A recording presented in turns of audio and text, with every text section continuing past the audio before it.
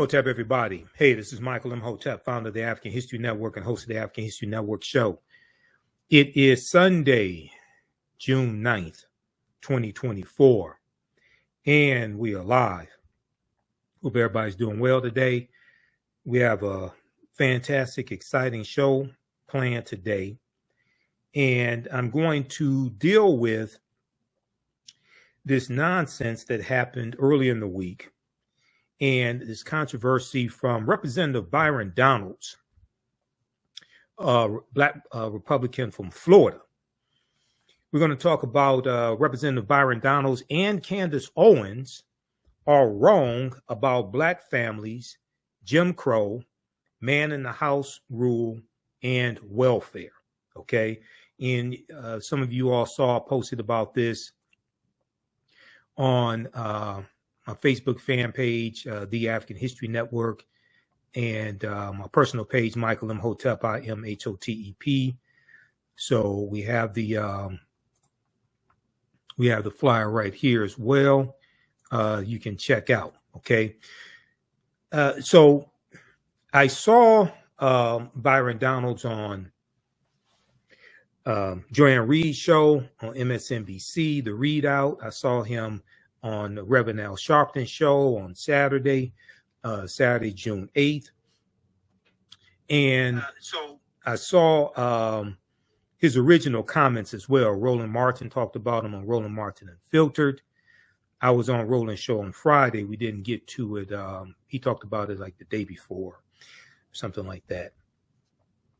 And the reason why I wanted to deal with this is because some of these same Black conservative lies Candace Owens spewed on the Breakfast Club show with Charlemagne the God, and nobody there pushed back on her. This was back in March 2024. You know, we dealt with that here on the show also.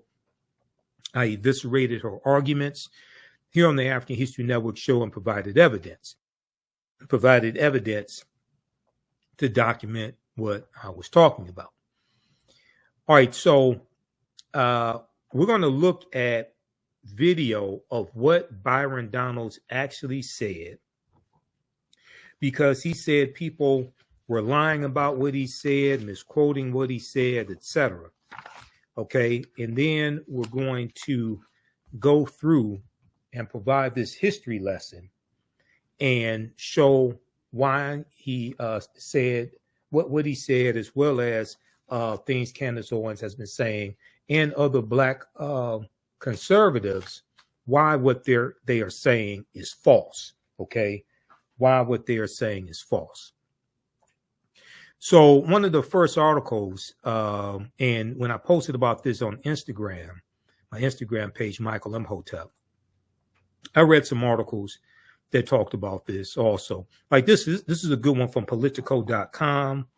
Byron Donalds expresses nostalgia for the Jim Crow era when, quote, the Black family was together, when the Black family was together.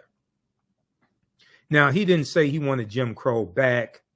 He didn't say Jim Crow was good for African Americans, but he implied that African American families were together during Jim Crow, and he implied somehow the Jim Crow era was better. And now the fake argument that these conservatives are trying to make is, especially African American conservatives, what they try to do is say that the policies of the Great Society program from Lyndon Baines Johnson, these policies harmed African American families, and therefore somehow African American families were better prior to these policies. Okay, so anti-poverty policies, welfare, different things like this.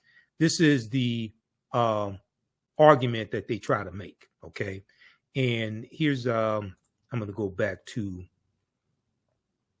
I'll pull up the flyer once again that we have for today's show. This is straight out of the Black conservatives handbook. Okay, because they all make the same argument, and they usually don't provide any evidence to document what it is that they're saying. This is some of the same things that Candace Owens said on the Breakfast Club, and you hear other Black conservatives say similar idiotic things. They don't provide evidence to back it up. Okay, so let's look at this article here from Politico.com. Byron Donalds expresses nostalgia for the Jim Crow era when the Black family was together. The Trump surrogate's comments made during a Black voter outreach event in Philadelphia, a Black voter, this was a Republican Black voter outreach program effort that took place in Philadelphia, when he made these remarks that have gone viral and make he and these other Black Republicans look stupid. It sparked outrage from Democrats, but just outrage from African Americans in general. Now, this is a picture from the event. Now, this is Wesley Hunt, Black Republican from Texas, and Byron Donalds, Black Republican from Florida. Both of them just happen to be married to white women. Okay, I just wanted you to understand this.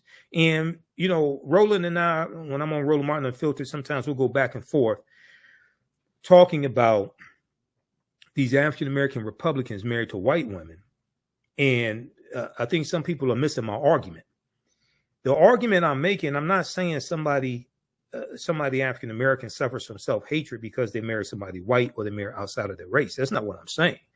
What I'm saying, and I've been very clear on this, is when you exhibit anti-Black behavior, when you consistently vote on policies and advocate for policies that harm African Americans, and you vote against policies that are good for African Americans, when you have a history of doing that, when you suffer from anti-Black behavior and sentiments, oftentimes that anti-Blackness manifests itself in other ways. One of those other ways could also be in who you choose to marry, and marrying outside of your race, especially if you exclusively date white women. Okay.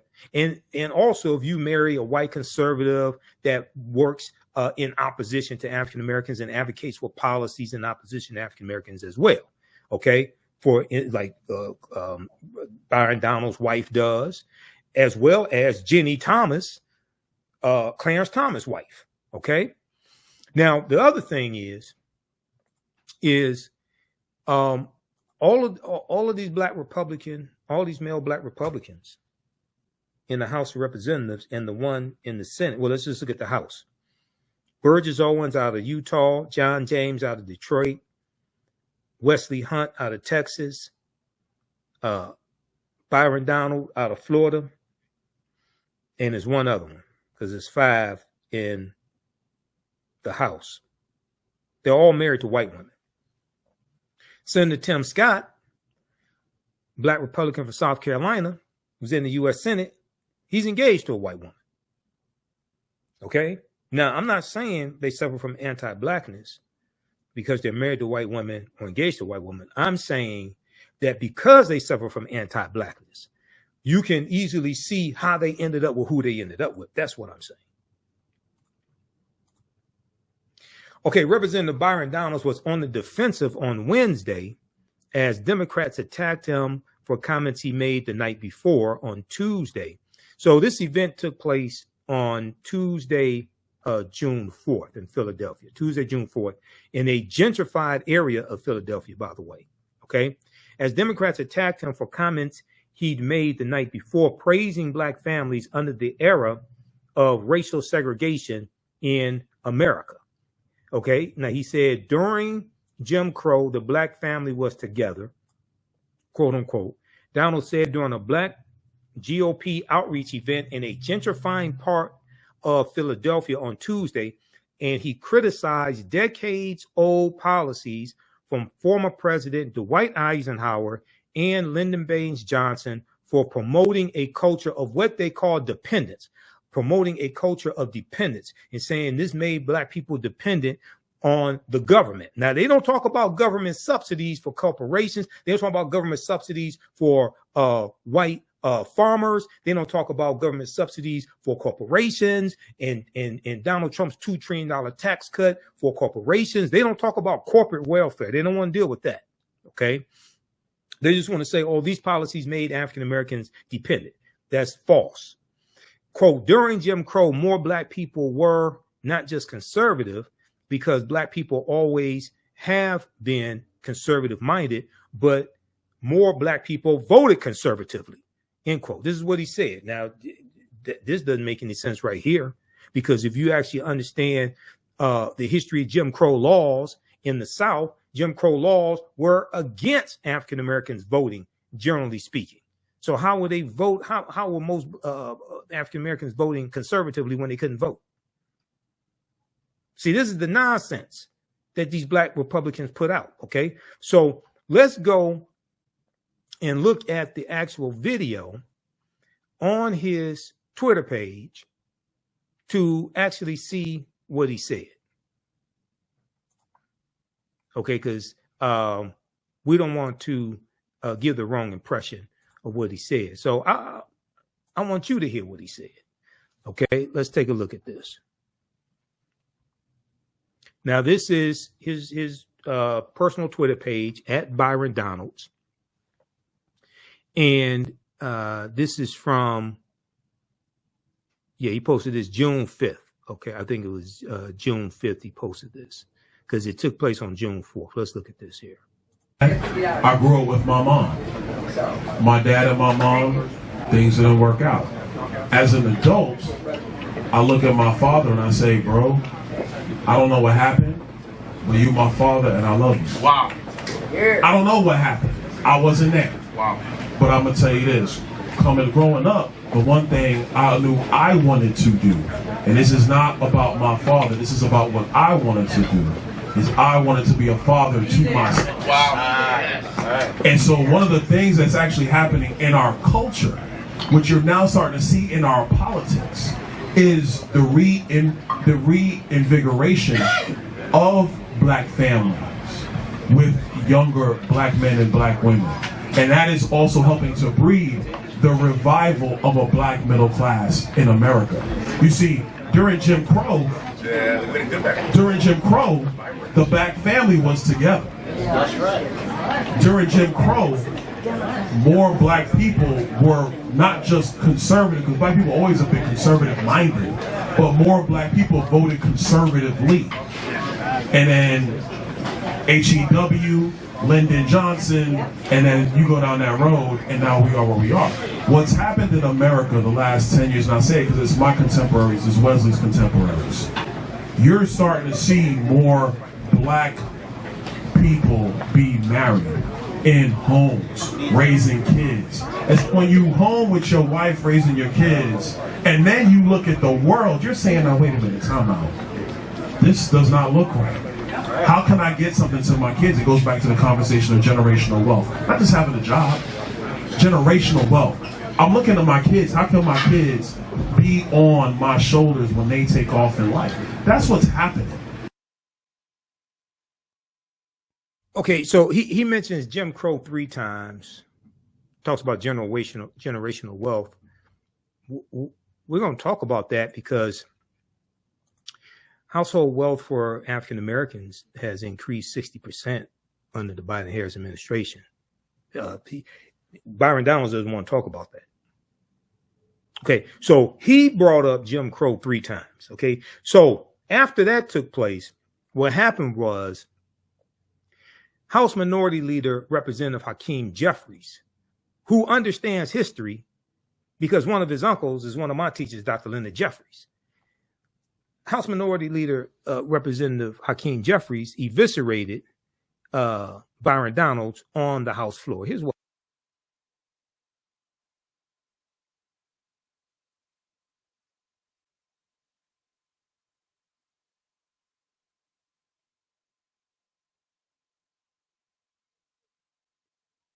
I posted this video on my Facebook fan page, The African History Network, and my Instagram page, Michael Imhotep, Imhotep.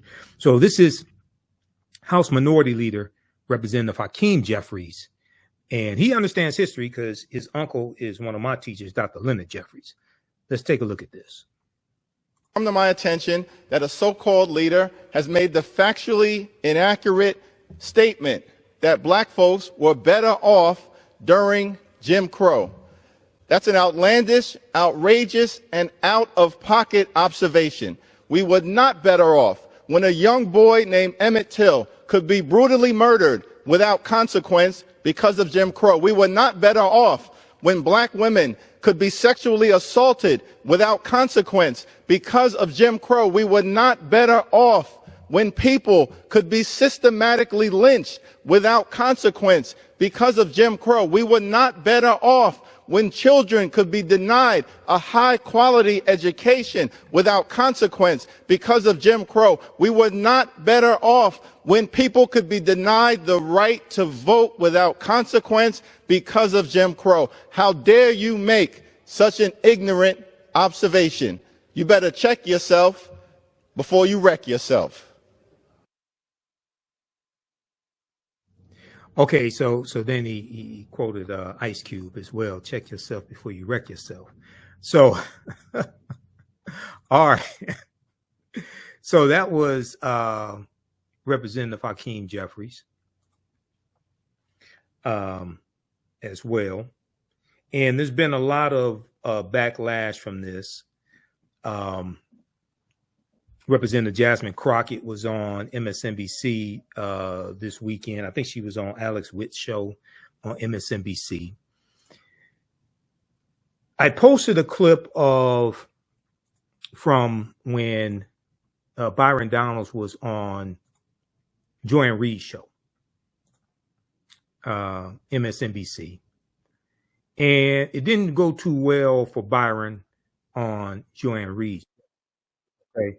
Here's a clip from this, and this is on our Facebook fan page, also on my YouTube channel. Let me flip over to.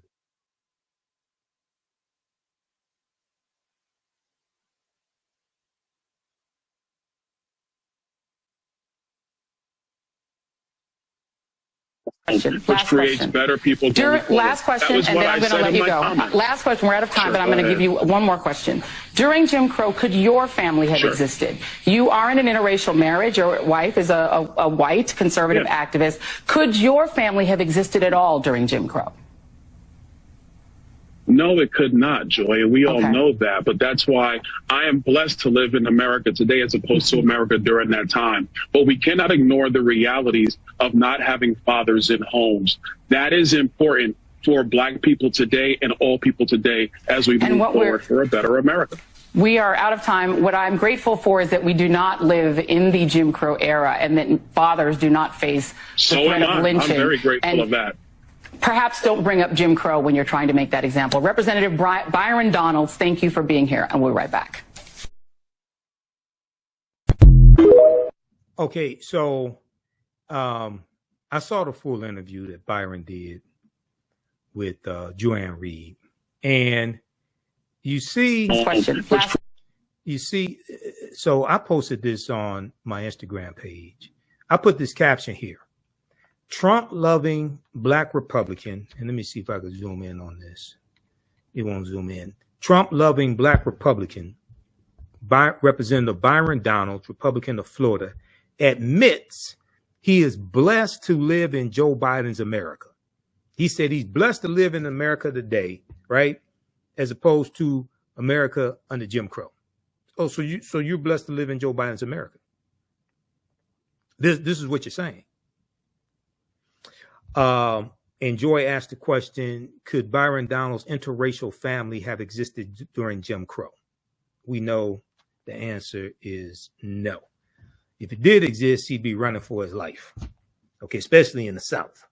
Okay, he'd be running for his life. And so it was a good interview that Joy did. Creates better people. It was a good interview that Joy did. Then Byron went on Reverend Al Sharpton's show on Politics Nation, MSNBC. He was on Saturday, June 8th, 2024. Okay. And I posted an excerpt of that clip as well. I'm going to show that to you. Also, thanks for all the birthday wishes, because my birthday was Friday, June 7th. So I've gotten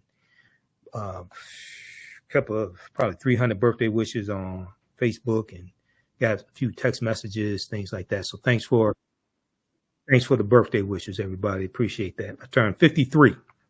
Okay, where did the time go? Okay, so here's a clip of Byron on Politics Nation. Here's a clip of Byron Donalds on Politics Nation with Reverend Al Sharpton from Saturday, June 8th, 2004.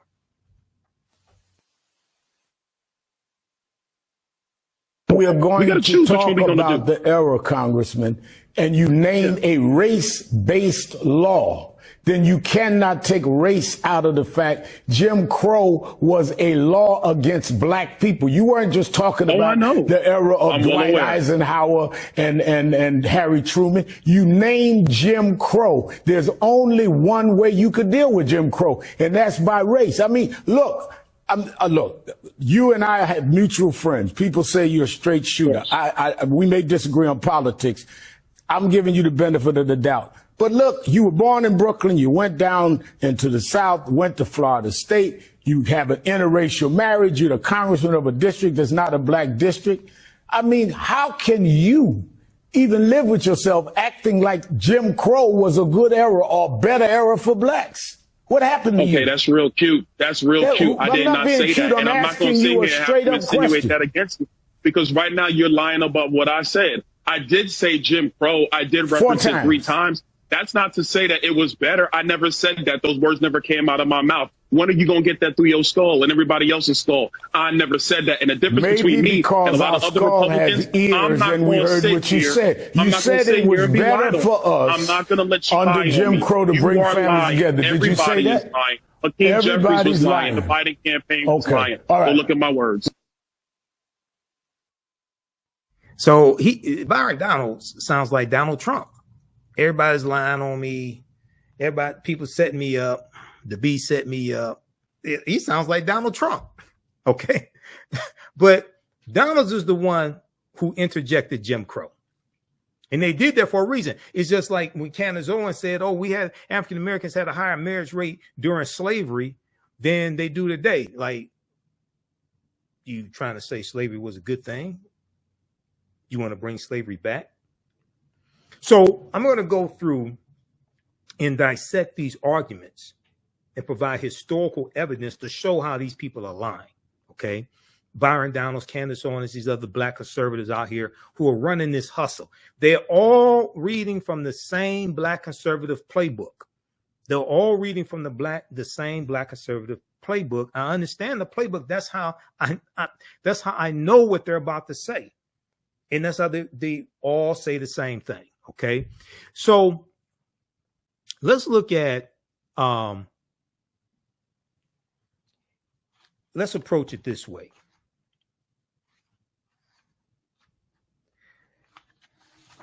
You have them saying things like African Americans had a higher marriage rate prior to the Great Society programs in 1964 and President Lyndon Baines Johnson.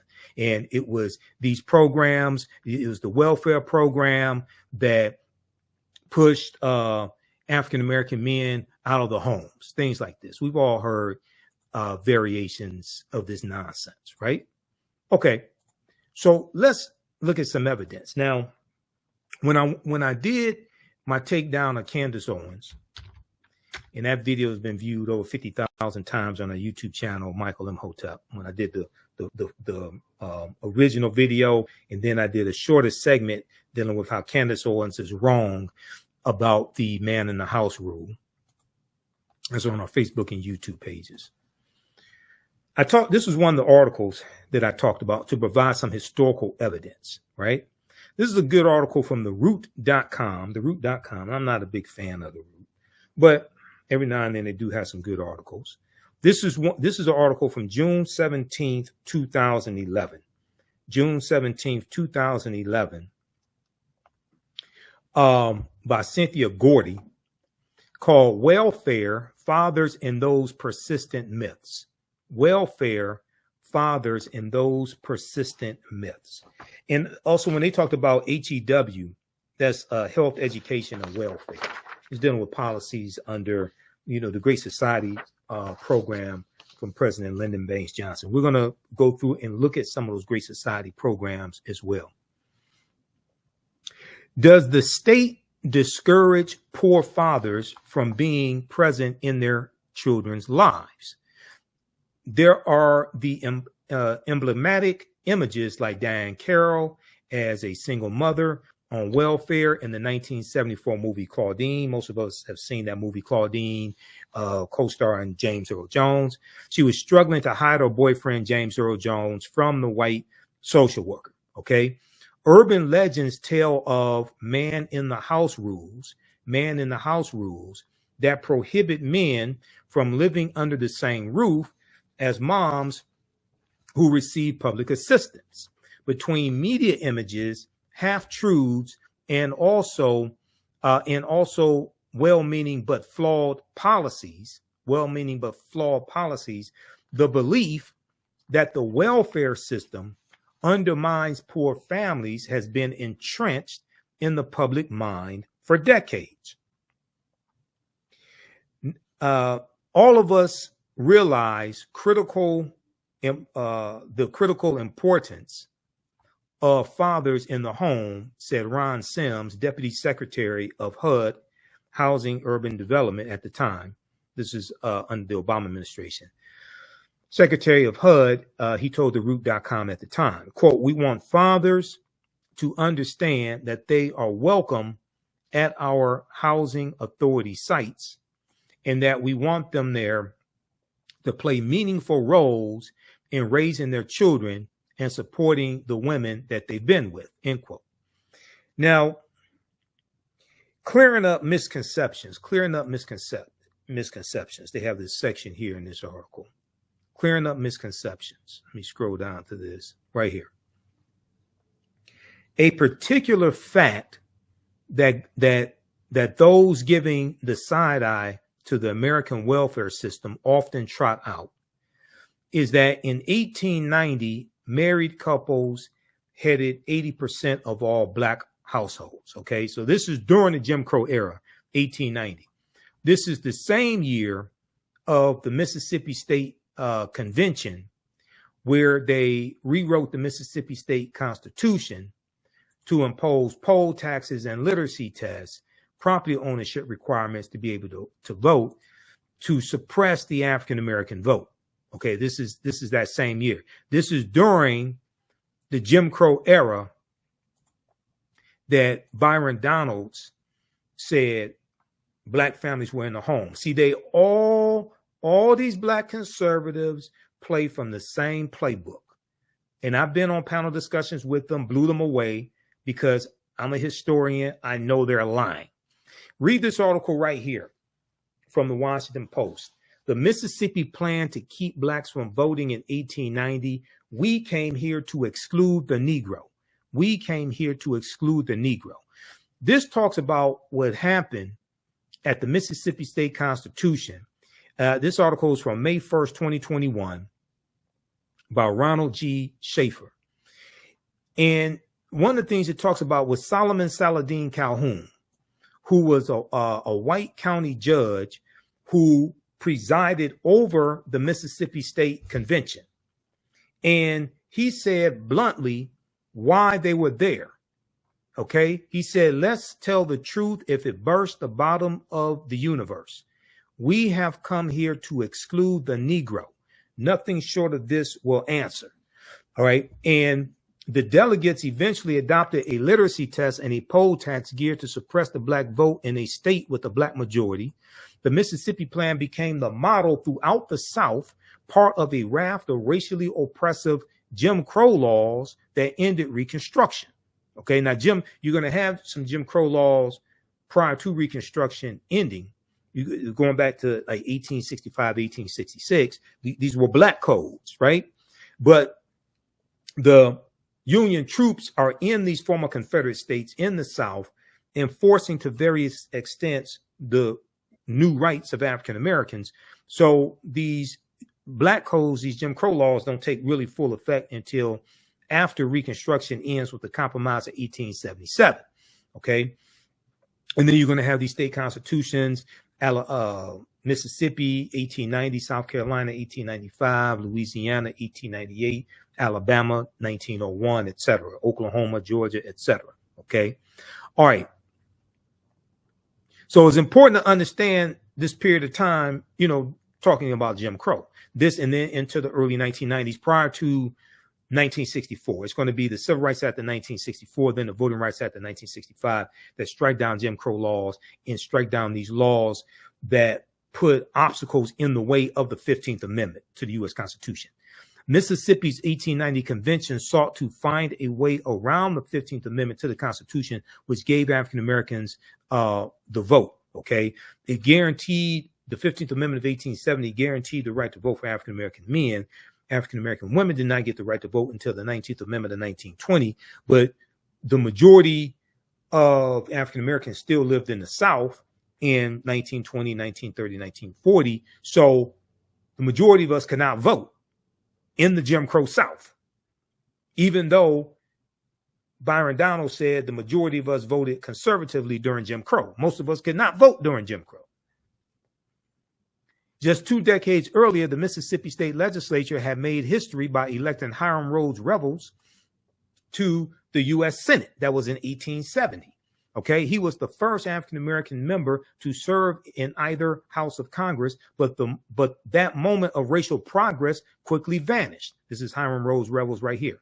That moment of racial progress quickly vanished after President Rutherford B. Hayes removed all federal troops from southern states in 1877 because he was the Republican candidate for president. Neither Rutherford B. Hayes nor Samuel J. Tilden, the Democratic president in the 1876 presidential election, had enough electoral college votes to become president-elect. There was a backroom deal at the Wormley Hotel in 1877 where Republicans agreed to Rutherford B. Hayes will remove the Union troops out of the South if the Democrats did not contest him becoming president. And this is what happened. And this ends Reconstruction. Now there's racial violence that's take place that contributes to Reconstruction in 1877. There's an economic depression in this country going back to 1873 called the Panic of 1873. Then in 1874, Democrats take back control of the House of Representatives for the first time since prior to the Civil War, which began in 1861. And because of this economic depression that's taking place, 1876, you have 14% unemployment rate in the country. You have hundreds of businesses, actually thousands of businesses that have closed, things of this nature. Then there were allegations of corruption against President Ulysses S. Grant. So these are contributing factors to Republicans losing power, but also as we go further into the mid 1870s and leading up to 1877, there is a decreasing commitment from Republicans to continue to enter into racial conflicts in the South. Okay, so for instance, in 1871, when you have the Ku Klux Klan Act of 1871, and President Ulysses S. Grant declares martial law in 9 counties in South Carolina. Right, to intervene on behalf of African Americans. But then when the Clinton, Mississippi riot of 1875 takes place in Clinton, Mississippi, President Ulysses S. Grant institutes his non-intervention policy because they got tired of intervening into racial conflicts in the South, and there was a declining commitment from Republicans to keep doing this. Okay. So this is going to lead up to 1877 and the Compromise of 1877. Okay. And I encourage people to, if you read the Smithsonian Mag, read the article when you look at why the Department of Justice was created. It was created in 1870.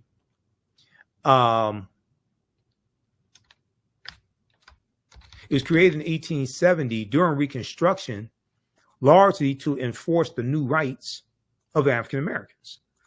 And this was created by Congress. The U.S. Department of Justice that still exists today. Merrick Garland is the Attorney General. We know the office of the Attorney General goes back to 1789, but the actual U.S. Department of Justice was not created until 1870. So if we look at this article here from SmithsonianMag.com, official website of the Smithsonian Institute, official magazine website of the Smithsonian Institute, created 150 years ago, the Justice Department's first mission was to protect Black rights. Created 150 years ago, the Justice Department's first mission was to protect Black rights.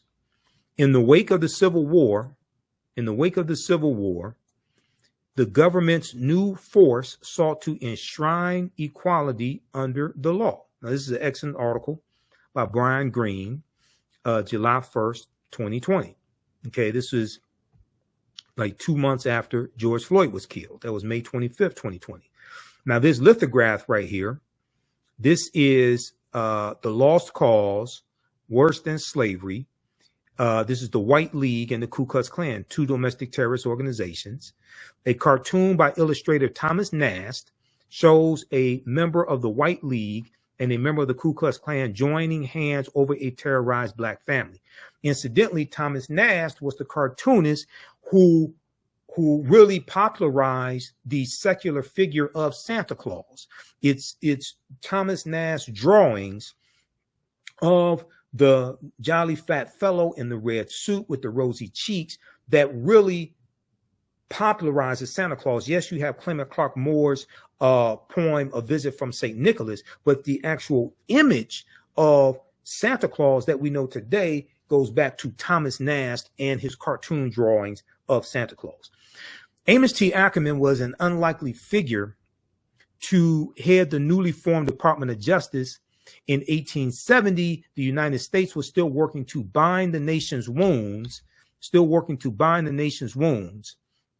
torn open by the Civil War. During this period of Reconstruction, which is 1865 to 1877, the federal government committed itself to guaranteeing full citizenship to all Americans, regardless of race.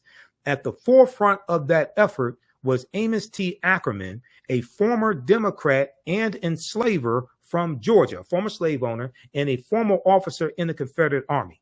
Though the United States had an attorney general since the formation of the government in 1789, none had been empowered with the full force of a consolidated legal team quite like Amos T. Ackerman, and none had the monumental task of enforcing the 14th Amendment of 1868 and the 15th Amendments of 1870 and new legislation delivering long overdue rights to 4 million formerly enslaved Black men and women.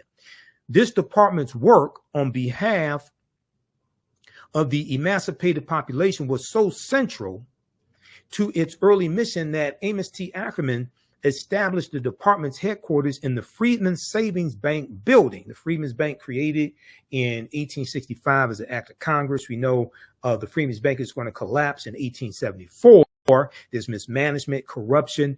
African Americans lose $2.9 million in deposits when the Freedmen's Bank collapsed in 1874. Now, in the immediate wake of the Civil War, which ends for all practical purposes April 9th, 1865, when General Robert E. Lee surrenders to Ulysses S. Grant at Appomattox Courthouse in Virginia, even though the Civil War is still going to go on to a much lesser extent for another 16 months. It ends officially August 1866, when President Andrew Johnson, who succeeded Lincoln when Lincoln was assassinated in April 1865, President Andrew Johnson announces an official end to the Civil War in August of 1866. Even though General Robert E. Lee, even though his army in Northern Virginia was the largest Confederate army, it was not the only Confederate army. Okay, so there was General Joseph E. Johnston of Tennessee. There was Nathan Bedford Forrest, that traitor, Nathan Bedford Forrest, who goes on to become the first Grand Wizard of the Ku Klux Klan in 1867. And Nathan Bedford Forrest also led the Fort Pillow Massacre in 1864, where you had about 200 African-American Union soldiers who were brutally murdered, brutally executed, many of them shot point blank in the head on General Nathan Bedford Forrest's orders. Okay, so these smaller Confederate armies, terms of surrender had to be negotiated with those generals as well. So the Civil War goes on for a much smaller extent for another 16 months. Officially ends August 1866. History.com has a good article dealing with that. So I teach all this in my the second online class that I teach. And we have a new course starting up on Sunday, June 23rd, 4 p.m. Eastern Standard Time, 2024. Black resistance movements from the Haitian Revolution, U.S. Civil War, Civil Rights Movement, and Black Power Movement, 1800 to 1968. Okay, so you can register for that at our website, AfricanHistoryNetwork.com, and we'll get you some more information on that as well. How's everybody doing? How you like this type of information? Tavares said, "Happy birthday, brother Michael." Okay, thanks. So hopefully you're learning a lot here, because we're gonna get deep into this. Okay, I'm just warming up. All right, I just did a presentation for the Unity group. I just did a webinar for them from 6 p.m. to 8 p.m. today. So I did 2 hours with them. So now we're here for the African History Network show today. So I'm just warming up. All right. So in the immediate wake of the Civil War, Amos T. Ackerman, a New Hampshireite who settled in Georgia in the 1840s, looked to the future, leaving the Democrats for the Republicans. He left the Democratic Party for the Republican Party and prosecuting voter intimidation cases as a U.S. District Attorney in his adopted state of Georgia. Reflecting on his decision to switch his allegiance to the party of Lincoln, the Republican Party, Amos T. Ackerman said, quote, "Some of us who had adhered to the Confederacy felt it to be our duty when we were to participate in the politics of the Union to let the Confederate ideas rule us no longer. Let the Confederate ideas rule us no longer. Regarding the subjugation of one race by the other as an appurtenance of slavery, we were content that it should go to the grave in which slavery had been buried," end quote. So what's going to happen is that martial law is going to be declared in 9 counties in South Carolina, okay, by President Ulysses S. Grant. You're going to have the Ku Klux Klan Act of 1870. Let me go to that here. In reaction to the racial violence, Congress passed the Ku Klux Klan Act, which President Ulysses S. Grant signed into law in April 20th, 1871, providing Amos T. Ackerman unprecedented tools to subdue the Ku Klux Klan, okay? Because you're going to have, Lou Faulkner Williams in her book, The Great South Carolina Ku Klux Klan Trials, 1871 to 1872, wrote that the Klan conducted a year-long reign of terror throughout the region, starting with the November 1870 elections, whipping black and white Republican voters.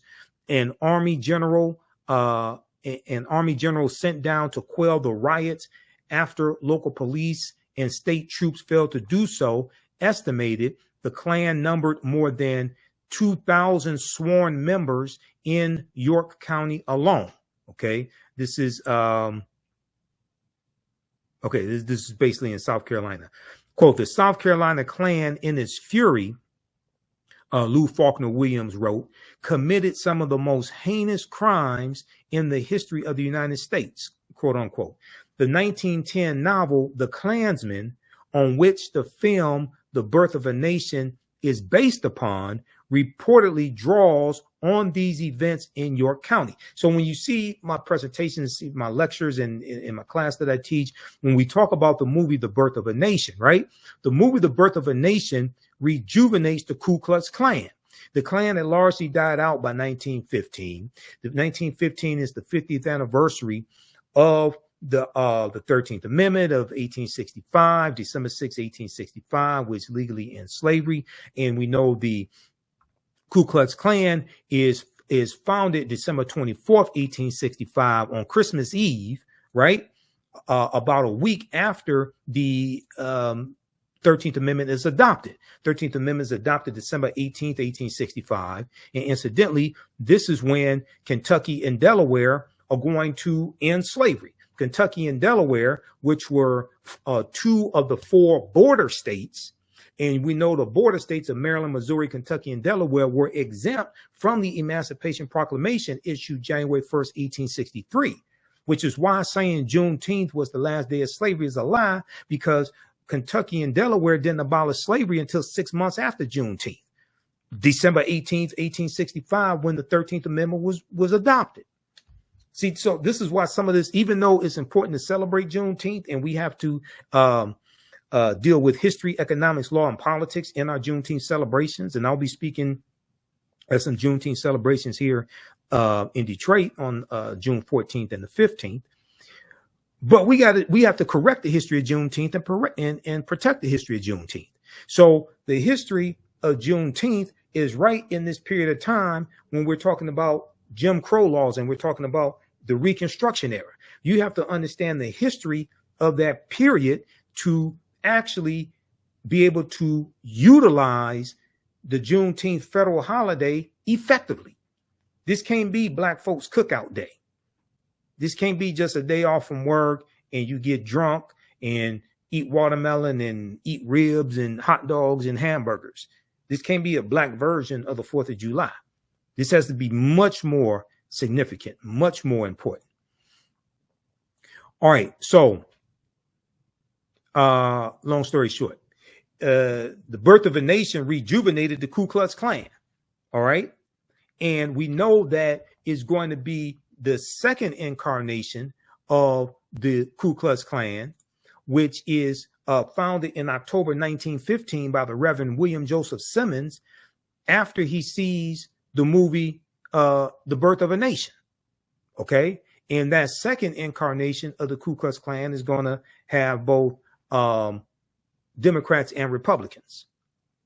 Okay. Just so people, because a lot of people say, oh, the Democrats created the Ku Klux Klan.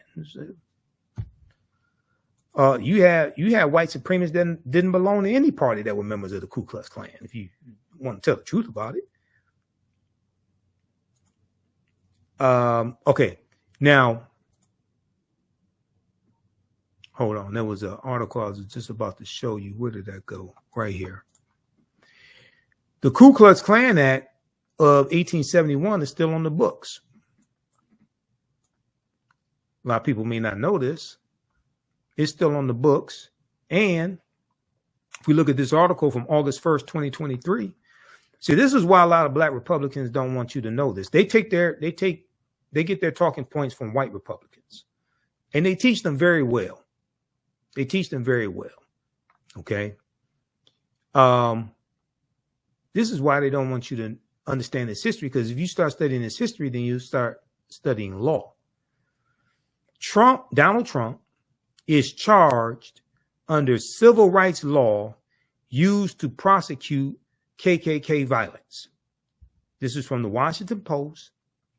The provision was originally adopted in 1870 and was intended to protect the newly codified rights of Black citizens and the Civil War, after the Civil War.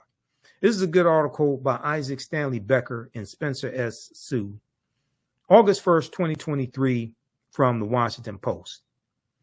And it deals with the Ku Klux Klan Act of 1871 that we just talked about during the Reconstruction era. And even though there's a third of the Four Enforcement Acts, 1870, Ku Klux Klan Act of 1870. and Ulysses S. Grant declares martial law in 1871. The statute, section 241 of Title 18 of the U.S. Code, was originally adopted as the Enforcement Act of 1870. It was the first in a series of measures known as the Ku Klux Klan Acts, designed to protect rights guaranteed by the 13th, 14th, and 15th Amendments, collectively called the Reconstruction Amendments. Section 241 makes it a crime to conspire, to injure, oppress, threaten, or intimidate any person, end quote, exercising a right protected by the Constitution or federal law. The 45-page indictment secured by Special Counsel Jack Smith accuses Donald Trump of a conspiracy against the right to vote and to have one's vote counted, end quote, in violation of Section 241. The alleged offense under Section 241 is among 4 counts included in the indictment, which argues that Donald Trump, along with 6 unnamed co-conspirators, eroded trust in the administration of the election and, quote, pursued unlawful means of discounting legitimate votes and subverting the election results, end quote. Those means, according to the indictment, included strong-arming state officials to change electoral college votes won by Joe Biden, and recruiting fraudulent electors in swing states prepared to override the will of voters. The alleged conspiracy included using the authority of the Justice Department to create doubt about the election results and encourage the presentation of those illegitimate electors as alternatives to Biden's valid electors. And according to the indictment, it involved pressuring Vice President Mike Pence to delay or thwart the certification of Biden's victory on January 6, 2021, and capitalizing on the violence unleashed that day to, quote, levy false claims of election fraud and convince members of Congress to further delay the certification based on those claims, end quote. Okay. So what Donald Trump is charged with from Special Counsel Jack Smith is directly related to the Ku Klux Klan Act of 1870, which was put in place to protect the rights of African Americans. And this son of a bitch tried to invalidate the vote of 16.9 million African Americans when he tried to overturn election results. He belongs up underneath the prison for the rest of his miserable life. Initially wielded against the Ku Klux Klan for keeping newly emancipated Black people from exercising their right to vote, Section 601 has also been used to prosecute a wider range of election subversion, including threatening or intimidating voters, impersonating voters, destroying ballots, and preventing the official count of ballots. It has also been a linchpin of broader civil rights enforcement used to prosecute hate crimes and law enforcement misconduct. Derek Chauvin, the police officer who pressed his knee into George Floyd's neck in Minneapolis, pleaded guilty in 2021 to violating a related statute, Section 242, which makes it a crime for public officials acting in their official capacity to deny a person's constitutional right.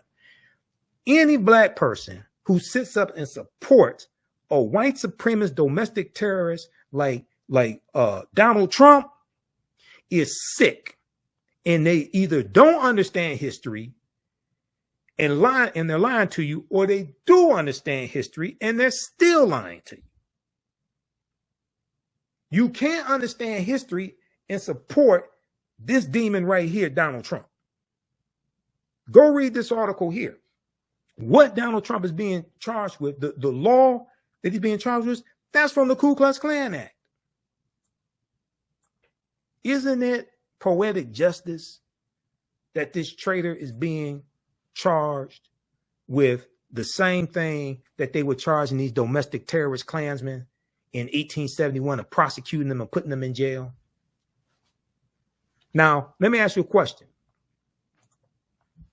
Who's explaining this to you? Who have you heard explain this to you? Has the Breakfast Club explained this to you? Charlemagne the God, all these black social media disinformation agents out here? Who's explaining this to you? This article didn't come out yesterday.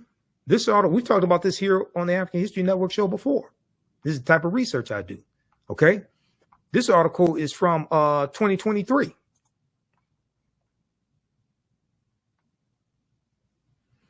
All right, let's continue.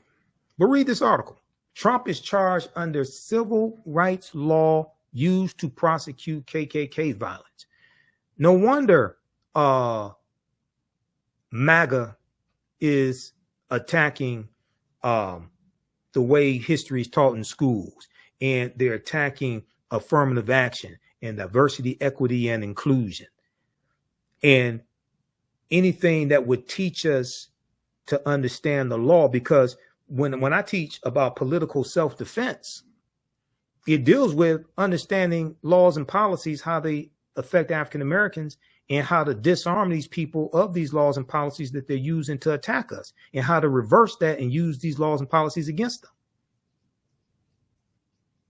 Politics is the legal distribution of scarce wealth, power, and resources, and the writing of laws, statutes, ordinances, amendments, and treaties, their adoption, interpretation, and enforcement.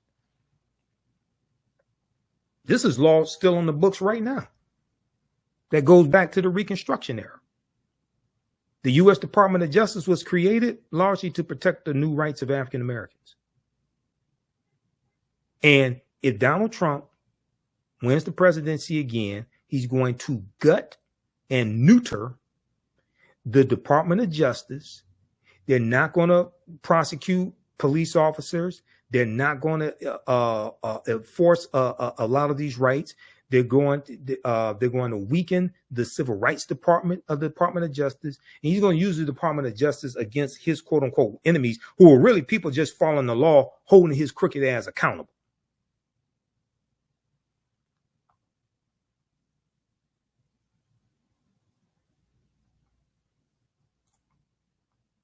Okay, now we got this person. I don't know how often Velma watches the African History Network show. Probably not too often. She said, my question to you is, do you understand that there is no one running for president that deserves the black vote in America? That's false. Have you read this document right here, Velma? Fact sheet: the Biden-Harris administration advances equity and opportunity for black Americans and communities across the country. This is a 36-page document that takes you through policy by policy. Now, this one was last updated February 27, 2023. I've read the new one that was updated February of 2024. And it's good. See, I don't get into arguments with people that don't understand politics and law. This takes you through, this is at whitehouse.gov, where all this information is. I've gone through and read numerous fact sheets there that break down these policies and show you directly how these policies from the Biden-Harris administration are helping the African-American community. They talk about the bipartisan infrastructure bill. Yeah, but out of 260 Republicans, only 34 voted for it. Only 19 in the Senate and 14 in the House voted for it. Overwhelmingly, all the Democrats in both the House and the Senate voted for it. Yeah, it was bipartisan, but only 34 out of 260 Republicans voted for the bill, the $1.2 trillion infrastructure bill, the $1.9 trillion American Rescue Plan that lifted 1 million African-American children out of poverty, okay, that saved the U.S. economy. No Republicans in the House or the Senate voted for the bill. Implementing robust regulatory reform to reverse because Donald Trump either got rid of or greatly weakened 100 environmental policies that were held over from the Obama administration and previous administrations, and environmental racism, climate change, and environmental issues disproportionately negatively hurt African Americans. Black-owned businesses, you see the fastest rate of African American-owned businesses being created in 30 years. The lowest unemployment rate in history of African Americans in April 2023, when it dropped down to 4.7%. I was looking at that earlier today. 15 million jobs created, 2.6 million jobs for African Americans. The president's economic agenda has led to a historically low unemployment, including among Black Americans. That's true. Lowering energy costs, the Inflation Reduction Act, because African Americans are disproportionately harmed by the temperatures in our communities being higher temperatures because of climate change. So the Inflation Reduction Act it reduces energy costs.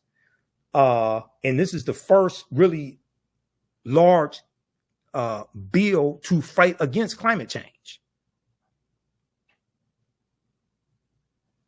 Making home efficiency upgrades more affordable, creating economic opportunities and good paying jobs, supporting unions. One of the things Biden did was he signed an executive order that required at least $15 an hour to be paid for all federal employees and contractors.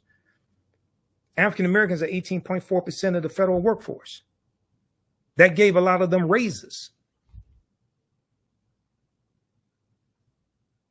Provide relief to farmers. The Inflation Reduction Act includes $5.3 billion that will provide relief to tens of thousands of farmers. Of that money, $3.1 billion will help distressed borrowers pay off their farm debts without ultimately taking the land or making the farmer ineligible for future assistance. An additional $2.2 billion will go to farmers who have suffered discrimination by the USDA farm programs, making critical investments in Black families and communities in the American Rescue Plan that no Republicans in the House or the Senate voted for. Historic expansion of the child tax credit, cutting child poverty to record lows for Black children.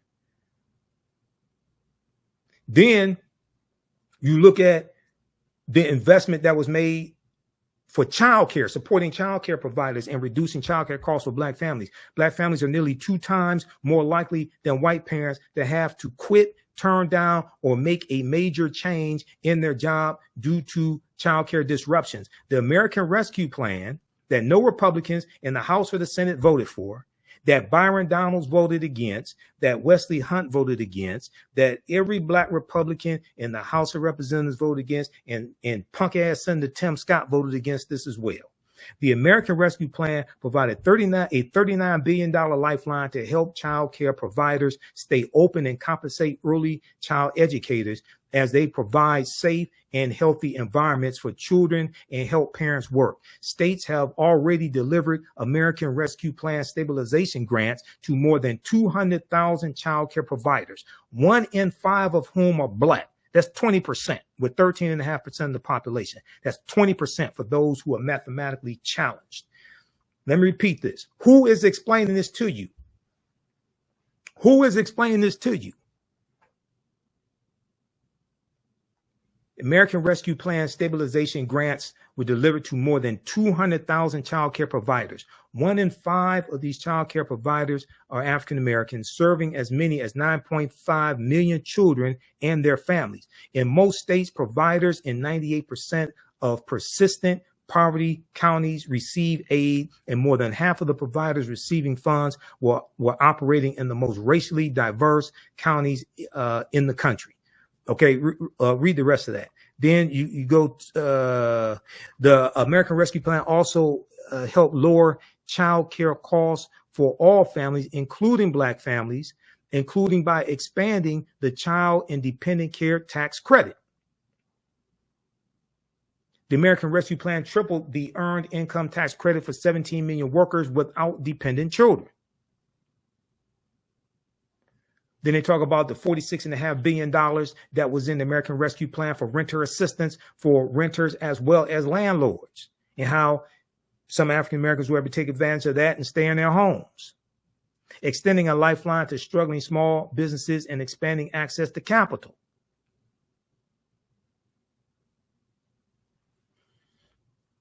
All right, so read the rest of this. This is a 36-page document here.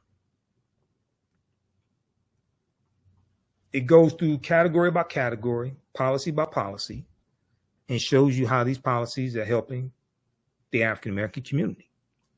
Now, go look at what Republicans are talking about. Most of them are against these policies. Most of them voted against this stuff, trying to undermine it. Student loan debt forgiveness. You have like over 5 million people that receive student loan forgiveness, about $163 billion now. Okay. It would have been more But Donald Trump's 6-3 conservative Supreme Court struck down Biden's executive order on student loan forgiveness that would have moved 500,000 African-American families from a negative net worth to a positive net worth, because Republicans don't support student loan forgiveness. Now, they supported forgiving the personal protection loans for COVID, because some of them got those loans. Some of them got loans forgiven for $100,000, $200,000, $300,000. Some Republicans in Congress. Advancing equitable employment outcomes and boosting wages for Black federal workers. On June 25th, 2021, President Joe Biden signed an executive order on advancing diversity, equity, inclusion, and accessibility, DEIA, in the federal workforce. This executive order launched a whole of government initiative to cultivate a federal workforce that draws from the full diversity of the nation and that advances equitable employment opportunities for workers from underserved communities. Okay, right here. This is what I was talking about. Further, the president has taken a series of executive actions leading to a $15 minimum wage for employees of federal contractors and federal employees. These actions impacted more than 370,000 workers in 2022 alone, including Black workers who disproportionately make up this population, because African-American workers are 18.4% of the 370,000 workers, helping to address long-standing wage disparities, reversing decades of disinvestment through the bipartisan infrastructure bill, because there's money in the infrastructure bill that most Republicans didn't vote for that would not only replace lead pipes, like in Flint, Michigan, that desperately needs it, but also 3,000 communities across the country that had higher lead levels than Flint, Michigan did. But one of the things it's also going to do is it's going to repair the damage that the expressways did that separated African-American communities. When the U.S. Interstate Highway Acts in 1952 and 1956 drove 41,000 miles of interstate highways all across the country, okay, and it ran through 1,600 African-American communities, disrupting African-American communities. One of them was the Black community where the top supermarket was and is, that was shot up by the shooter in Buffalo, New York. That was an area, that was an African-American community that was bisected by the highways. One of the things that this $1.2 trillion infrastructure bill is doing, because 56,000 is over $400 billion so far that has funded 56,000 construction projects across the country. They have information about that at whitehouse.gov. One of the things that this infrastructure bill is going to do is reconnect Black neighborhoods divided by legacy highway infrastructure. Now, you got a lot of Republicans that don't want to even acknowledge the damage the expressways did. And most Republicans did not vote for the infrastructure bill. Now, they're there at the groundbreaking in their district and in their state, and at the ribbon cutting, the groundbreaking, all that, smiling and grinning. But most of them voted against this bill that provided the funds for the infrastructure project that's in their district.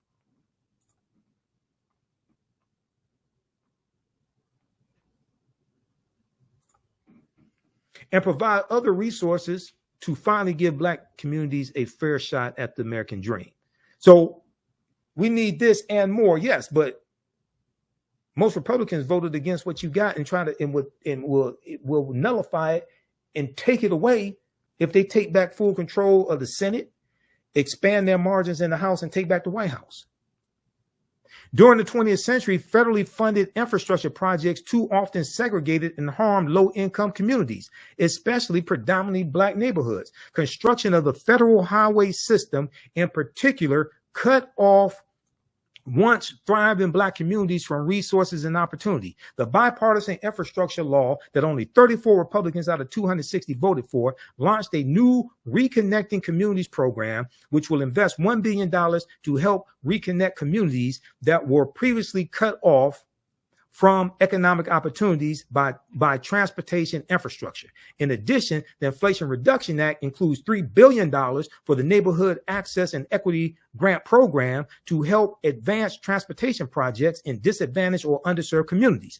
Over the past year, Department of Transportation has awarded grants to multiple projects to reconnect communities, including an interstate capping project in Atlanta, a Greenway project in St. Louis, and the I-375 Detroit Community Reconnection Project right here in Detroit, right near where I live.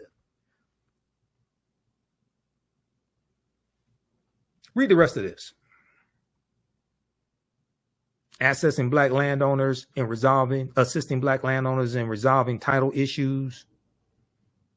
An estimated 60% of black-owned land in the South is heirs' property that passes through inheritance without a will, and that, as a result, has historically rendered owners ineligible for U.S. Department of Agriculture, USDA programs, including lending. I've done entire shows dealing with heirs' property because the loopholes in heirs' property laws is one of the ways historically our land has been taken away from us.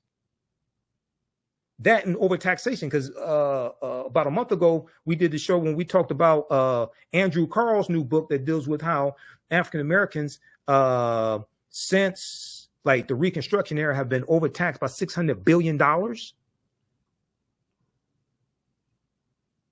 In July 2021, the USDA rolled out the heirs property relending program, which primarily aids underserved communities, including Black Americans. The new program provides funds to assist heirs in resolving ownership and succession issues on farmland with multiple owners. Launched an initiative to cut junk fees. Who's tired of junk fees? Lowering healthcare costs and improving health outcomes for Black communities. President Biden is committed to keeping healthcare costs down for individuals and families and improving access to healthcare to address disparities in Black communities. These policies and programs include lowering healthcare costs and expanding coverage. There's a record number of people who signed up for the Affordable Health Care Act now, 41 million. Many of them are African Americans.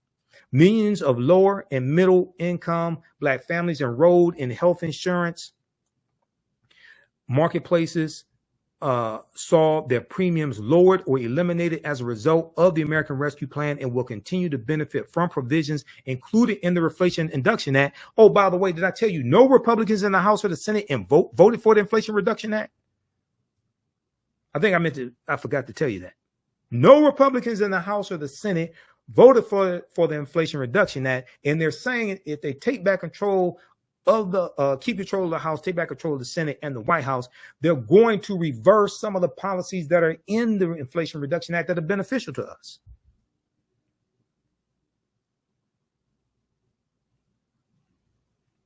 Almost 3.9 million Black people were uninsured in 2019 before President Biden took office, and over 570,000 Black people fell into the Medicaid coverage gap and were locked out of coverage because their state refused to expand Medicaid under the Affordable Care Act.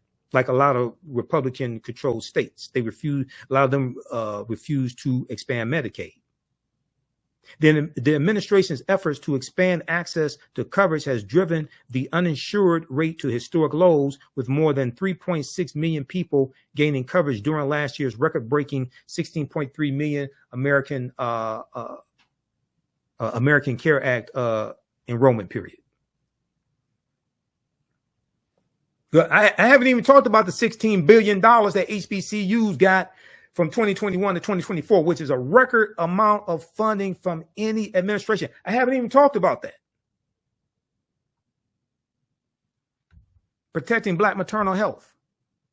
The administration is also committed to protecting Black moms and improving maternal health outcomes, including addressing unacceptably high rates of maternal mortality and morbidity that disproportionately impact Black mothers and families. They go through and deal with that as well. So read this, because I don't have time to get through all this.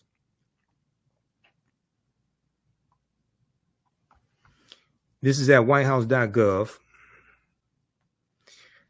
Now, this version was last updated February 27, 2023. The new one, they've consolidated this and streamlined it, so it's like 9 pages. That was updated February 2024.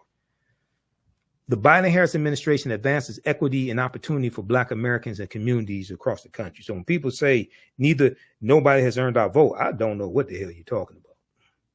I really don't. You obviously have not read this. I can take you through these policies and break this stuff down. I don't know what you're talking about. But I can tell you what Republicans would do if they take back control of all this. They're going to reverse this stuff. And all you got to do, if you haven't read Project 20, if you don't know about Project 2025, I don't know what rock you're living up under. But that's like game over right there. Do you realize if Donald Trump becomes president again, he can get 2 more Supreme Court justices confirmed, which would be 5 out of 9, and these are lifetime appointments. Because if he gets reelected, Justice Roberts and Clarence Thomas are going to resign because they're going to step down because they're old, and Trump will appoint some young ultra conservatives in their 30s that could be there for the next 50 years ruling on cases. So play around if you want to. This is straight up war. Play around if you want to. This is why this chicanery and skullduggery of a Byron Donalds and Candace Owens is so pernicious, because I know they're lying. And I can prove it. And they're working on behalf of these crazy MAGA people like Trump and his cronies.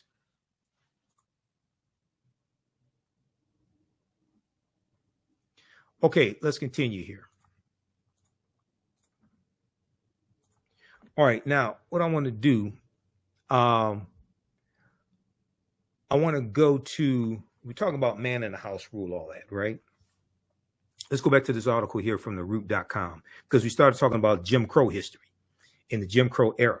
You got to understand, all this deals with history. Your understanding of politics is directly related to your understanding of history. I can listen to what people say and tell what they haven't read. And I can tell what they don't understand history. Okay?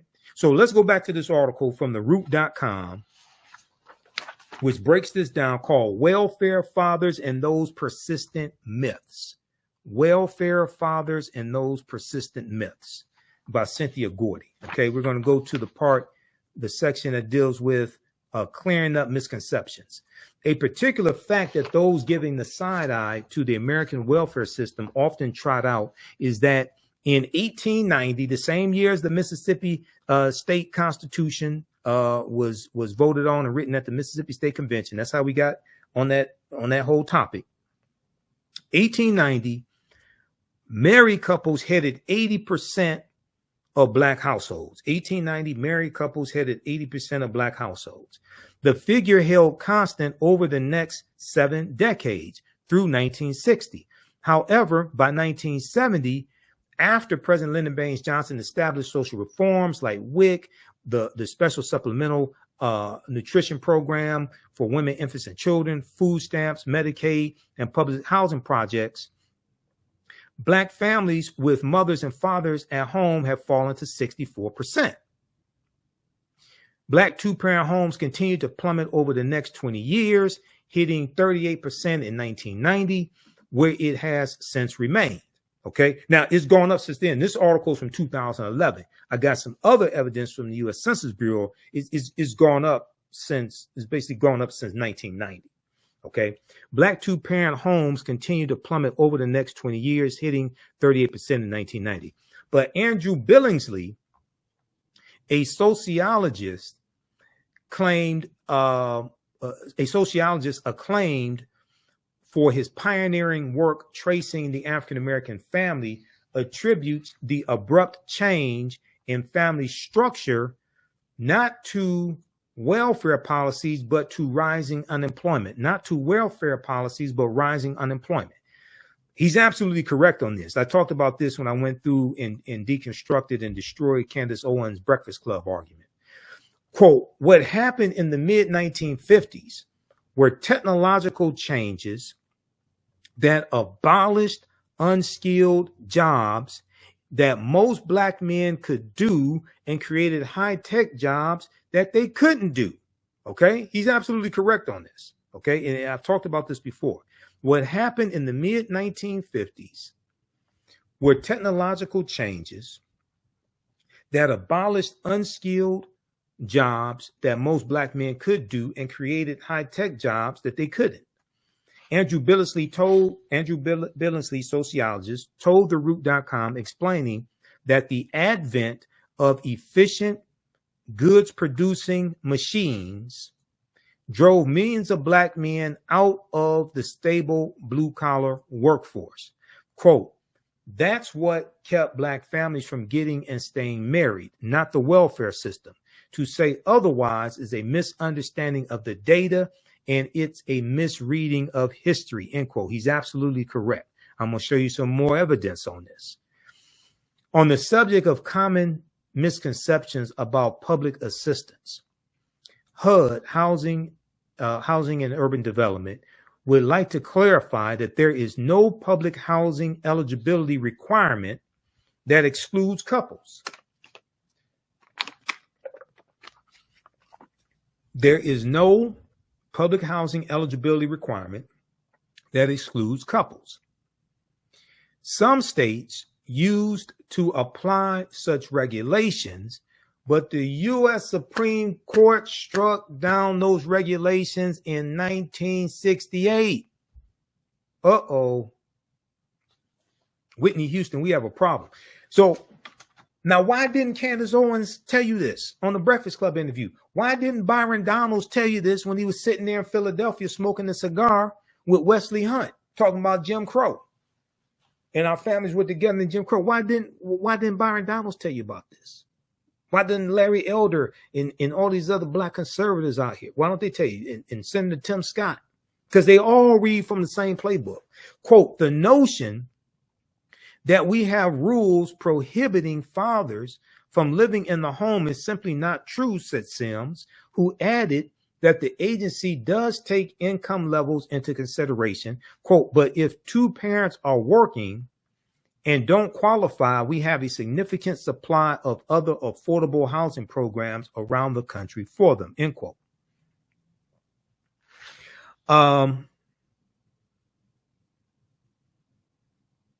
Another idea swirling around is that people convicted of crimes are not eligible for public housing. Quote, under the national policy, there are only 2 crimes for which we prohibit anyone from coming in, and that's if you sold methamphetamine. Now, this is as of 2011 when this article came out. I'm not sure if this has been updated. The policy: if you sold methamphetamine, or if you are a lifetime registered sex offender. Okay, if you sold methamphetamine, or if you are a lifetime registered sex offender, Sims explained. Yet local authorities can set other standards, and some do bar applicants with records. Quote, our goal is family reunification. We've let local housing authorities know that we want that changed, end quote, said Sims. Okay, now, so read the rest of this article here. Welfare fathers and those persistent myths. Welfare fathers and those persistent myths. And I want to look quickly here at the man in the house rule, because this is some nonsense that Byron Donalds, when he was there in Philadelphia smoking a cigar, but in other since that took place in other media appearances where he tried to defend what he said, he talks about the policies from Lyndon Baines Johnson and Great Society programs and how it broke up black families, things like this. Okay, so let's look at this piece here from encyclopedia.com, which deals with the man in the house rule.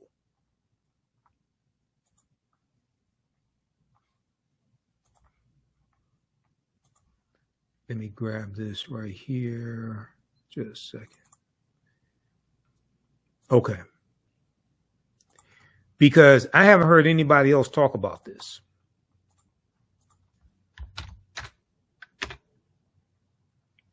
Man in the House rule, a regulation that was formally applied in certain jurisdictions that denied poor families welfare payments in the event that a man resided under the same roof. Now, keep in mind, like I just said, this was struck down by the U.S. Supreme Court, 1968. Nobody talks about this. I don't understand why. Before we go to that, I want to remind you, if you like this type of information, give us a thumbs up, give us a heart, give us a like. You can register for my online history courses, and you're going to learn so much. If you learn a lot from this broadcast here, you're going to learn so much from my online history classes. Visit our website, AfricanHistoryNetwork.com, AfricanHistoryNetwork.com. I'm speaking at the Juneteenth celebration taking place at the Motown Museum, Jubilee Detroit weekend. Visit JuneteenthJubileeDET.com. Friday, June 14th, event is 6 p.m. to 10 p.m. So I'll be speaking for a little bit there, giving a brief history of Juneteenth. Dancing in the Street, Motown Museum, 2648 West Grand Boulevard, Detroit, Michigan. We have the information at our website, AfricanHistoryNetwork.com. Then Saturday, I'm on a panel discussion at 3 p.m. The event is 12 noon to 6 p.m. Saturday, June 15, 2024. Liberation for Life at the Joseph Walker Williams Community Center, 8431 Rosa Parks Boulevard, Detroit, Michigan. A family fun day to promote health, wealth, and education. And then Sunday, June 16th, 12 noon to 6 p.m., Freedom Festival, Eastern Market District. I'll be there as well. I probably won't be speaking there. I'm speaking Friday and Saturday, but we'll see what happens Sunday. Okay, so we have the information at our website, AfricanHistoryNetwork.com. Visit Juneteenth Jubilee DET.com for more information. My Saturday class is Ancient Kemet, the Moors, and the Ma'afa. Understanding transatlantic slave trade, what they didn't teach you in school. We deal with thousands of years of history, what leads up to transatlantic slave trade taking place. You can register right now for it and watch the previous class sessions. We do the sessions live. All the sessions are archived and recorded. You can go back and watch it anytime. Even after the course is over with, you still have full access. Our next class is Saturday, June 22nd, 4 p.m. Eastern Standard Time. Click right here to register here. We have the class lesson plan here that you can download, and it goes through and gives an overview of the topics for each class. We look at 200 slides that I put together, 80 to 100 articles. There are 15 books that we reference. You don't have to buy any books to follow along in class. Then the second class that I teach that's starting up Sunday, June 23rd, 2024, 4 p.m. Eastern Standard Time, Black Resistance Movements from the Haitian Revolution, U.S. Civil War, Civil Rights Movement, and Black Power Movement, 1800 to 1968. Okay, we go through and look at this history chronologically, year by year, and look at what leads to the Civil War taking place. We studied the Reconstruction era, Jim Crow era, Civil Rights Movement, Black Power Movement, 1800 to 1968, to look at what happened to us after slavery ended, what were the laws and policies put in place to bring us to where we are today, to understand where we need to go from here. So you can register for this class is on sale, $80. Then we have the course bundle. Click right here, register for the course bundle. You get both classes. Also, the course bundle that is $120, okay, for both classes. All right, click right here for the course bundle. Okay, so let's look at this here. Man in the House rule. Also, if you want to support the African History Network, you can do that through Cash App and PayPal. We definitely need your support. This helps us to keep doing the research, pay some of the bills, pay for these services that I use. It's not free to do what I do. It's not free to do the research that I do. $, the TheAHNShow through Cash App and through PayPal, paypal.me/TheAHNShow. Click right here, Cash App, and this has our QR code. These other ones here are fake African History Network Cash App accounts that I'm trying to shut down There's about 5 fake ones out there. This is ours. When you go to it, it'll say Michael. It'll probably show my picture there. But we have the link right here on our website. So, you know, you're dealing with me. Okay. So let's look at this here. Man in the house rule. And this is from encyclopedia.com.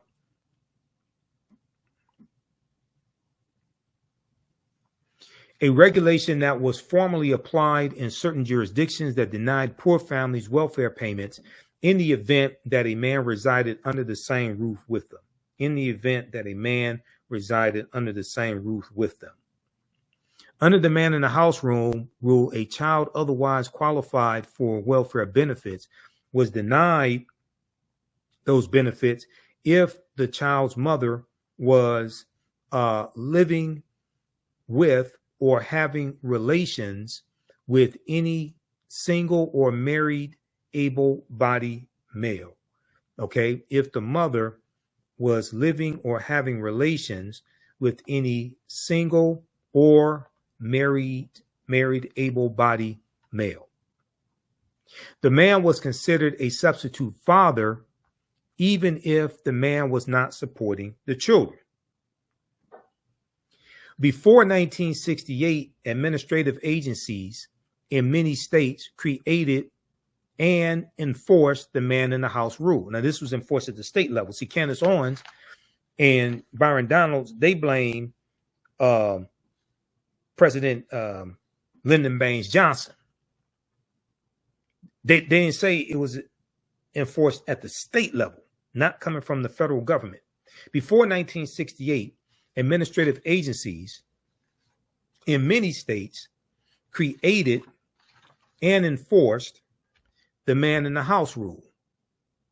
In 1968, the U.S. Supreme Court struck down the regulation as being contrary to the legislative goals of the Aid to Families of Dependent Children, known as AFDC. But wait a second. The Black conservatives say this was the whole purpose of these diabolical programs to break up the Black family. The U.S. Supreme Court in 1968 struck down the regulation as being contrary to the legislative goals of Aid to Families of Dependent Children program, AFDC.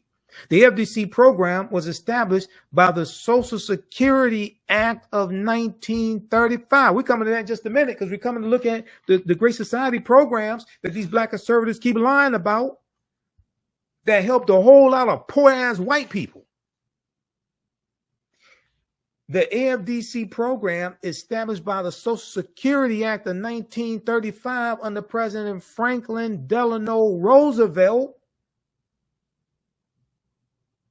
and that was to help white people. This provides benefits to keep the children of impoverished parents.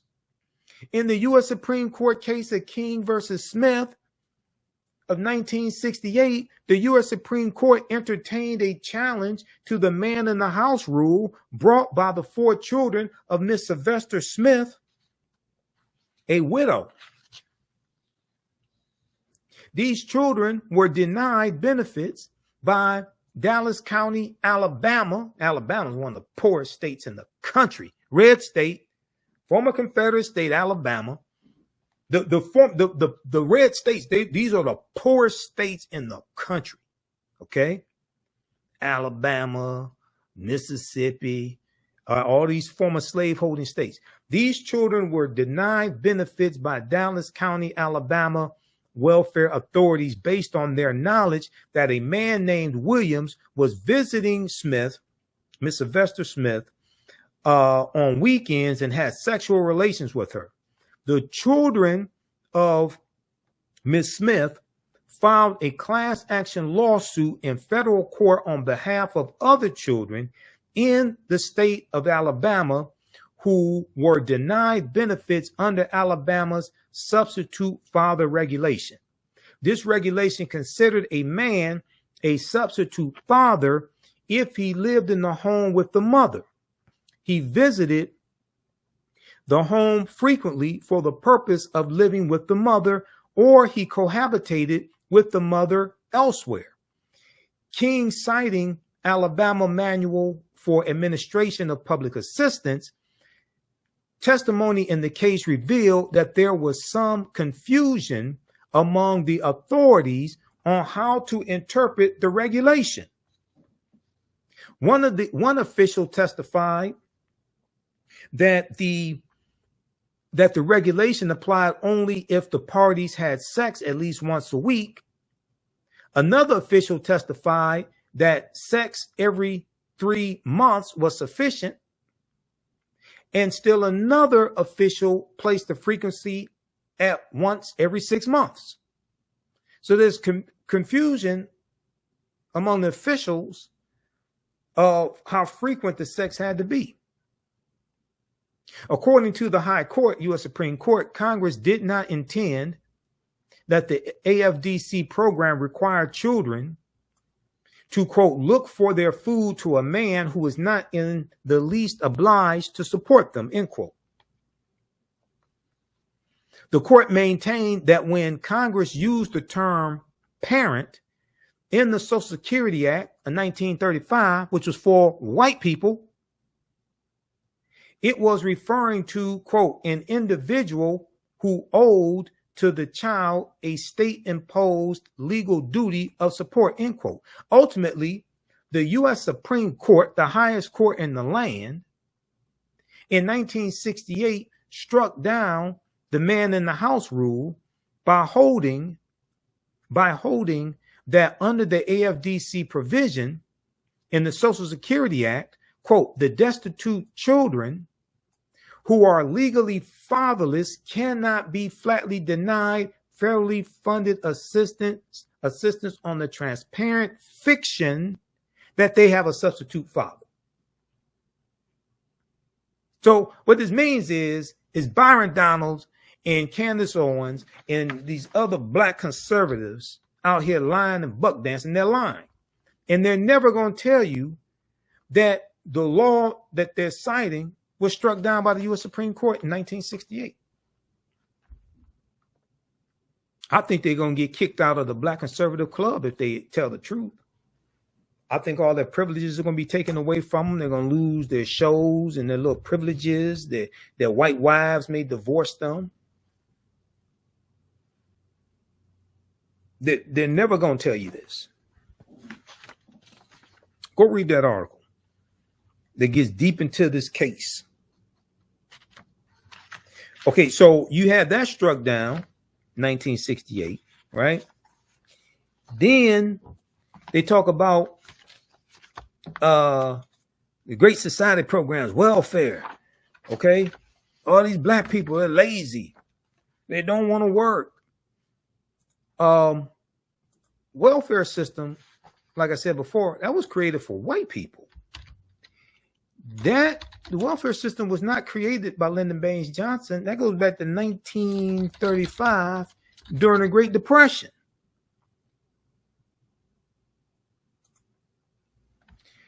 Let's look at this from archives.gov. Well, what's archives.gov? That's the U.S. National Archives. You know, the same U.S. National Archives that wanted the classified documents back from Donald Trump. And he said because of the Presidential Records Act of 1978, he can keep the documents. But that's not what the Presidential Records Act of 1978 says. You can go read it at archives.gov, U.S. National Archives, because I read it. That's how I know he's lying. This says all those documents that presidents have are supposed to go to the U.S. National Archives because they belong to the people. If there's some documents that he has to keep or something, or what have, or if he needs documents for, like, to write a book, there's a process to go through to keep documents temporarily or something like that. You can't just say the Presidential Records Act says I can keep these documents, therefore you keep it, and then you ignore subpoenas from the National Archives. You just ignore that stuff. No. That's not how the real world works.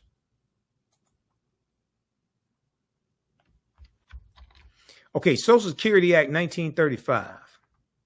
Read this at archives.gov, U.S. National Archives, because I go to archives.gov to do research. Social Security Act 1935. On August 14, 1935, the Social Security Act established a system of old age benefits for workers, benefits for victims of industrial accidents, unemployment insurance, and aid for dependent mothers and children, persons who are blind, and persons with disabilities. That was created in 1935, and that was created largely for white people and white women. That was not created for African Americans. Before the 1930s, the support for the elderly was a matter of local, state, and family concern. On January 17, 1935, President Franklin Delano, not Delano, Delano, Delano, Roosevelt sent a message to Congress asking for Social Security legislation. The same day, Senator Robert Wagner of New York and Representative David Lewis of Maryland introduced bills reflecting the administration's views. Okay, so read the rest of this here. This deals with the welfare system that the black conservatives say was created by President Johnson. That was created during the Great Depression, and that was part of the Social Security Act of 1935. And that was for white people.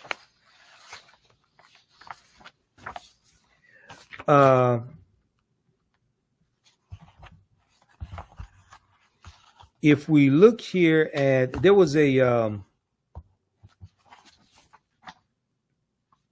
really good article by thegrio.com, Michael Harriot at The Grio. And I'm not a big fan of Michael Harriot at The Grio. He does write some good articles every now and then.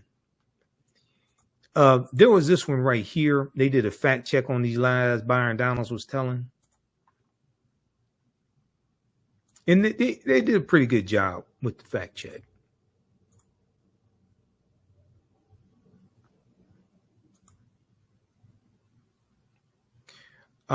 This article right here.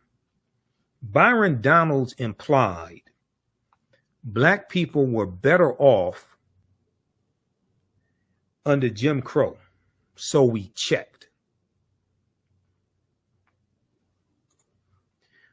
Byron Donalds implied black people were better off under Jim Crow, so we checked.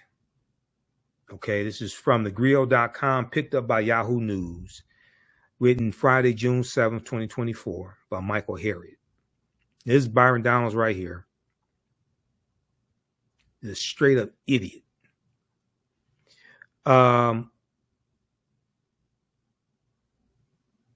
Let's see. Byron Donalds voted to overturn election results in 2020. So it wasn't unusual when people accused the two-term congressman of valorizing the era of government-approved racism known as Jim Crow. Okay, so they go through and break down, do some fact-checking here. What was Jim Crow? After the 1876 presidential election, 15 white men gathered in a room to figure out a solution to the first Stop the Steal movement, known as the Wormley Agreement or the Compromise of 1877. 5 Supreme Court justices, 5 senators, and 5 representatives awarded the presidency to the Republican candidate Rutherford B. Hayes in exchange for ending the Reconstruction era. The concessions included a specific accommodation that the federal government would stop forcing former Confederate states to recognize the constitutional rights of black citizens. Now, notice how none of these black conservatives want to tell you that the Republican Party turned their backs on African Americans. And this is one of the reasons why Reconstruction ended.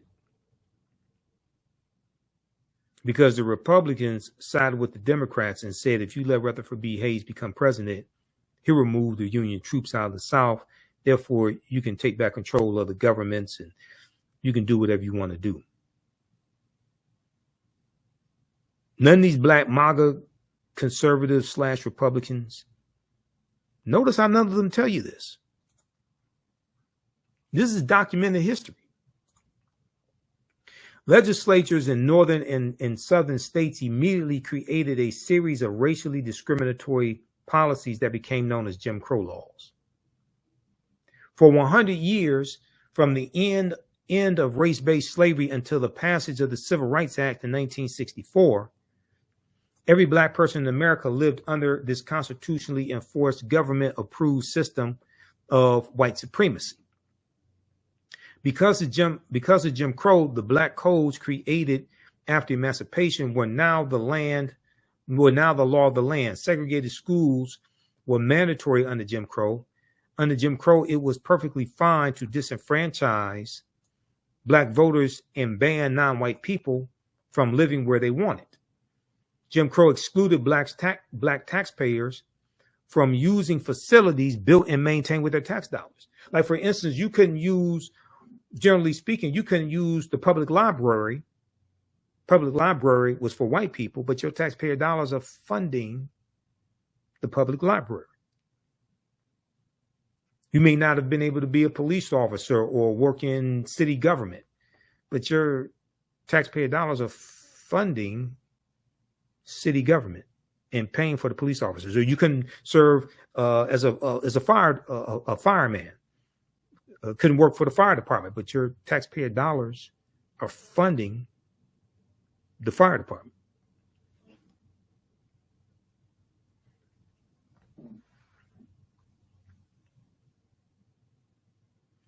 Were black voters more conservative? See, this is one of the things that Byron Donalds said. He said they were voting conservatively during Jim Crow. Most people could not vote under Jim Crow. According to the U.S. Census data between 1880 and 1960, the majority of black Americans lived in the South. Specifically, they lived in states that disenfranchised African American voters, which is why the Civil Rights Act of 1964 pre-clearance requirement banned these states from changing their voting laws without permission from the Department of Justice. And the Department of Justice was created in 1870 to enforce the new rights of African Americans. It is literally impossible to know what the majority of black Americans wanted under Jim Crow if they could not vote. Even if one counted the votes of the black people who did vote, there was never a moment in the history of this country when the majority of black voters supported conservative politics. Not as a whole. Not as a whole.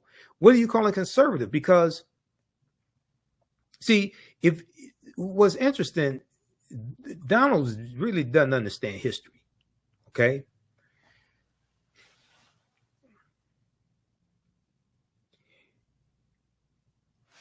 The Democratic Party was taking back control of the state legislatures during Jim Crow. They're rewriting state constitutions, imposing segregation laws, poll taxes, literacy tests, things like this. So what are you calling conservative? The Republicans were the ones who were the radicals fighting against that. So when you say African Americans were voting conservatively, what the hell were they voting for? And how are they voting conservatively?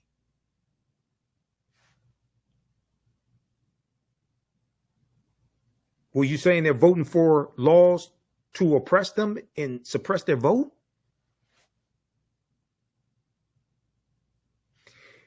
The name of that event that Byron Donalds was speaking at, if I remember correctly, I think it was called Cognac and Cigars. I think that's the name of the event, Cognac and Cigars. I think Byron Donalds had too much of that cognac.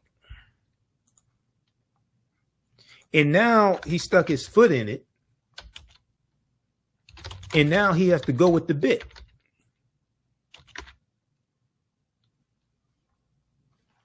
Because he can't admit he made a mistake, was wrong, didn't know what he was talking about, anything like that. Now he has to go with the bit.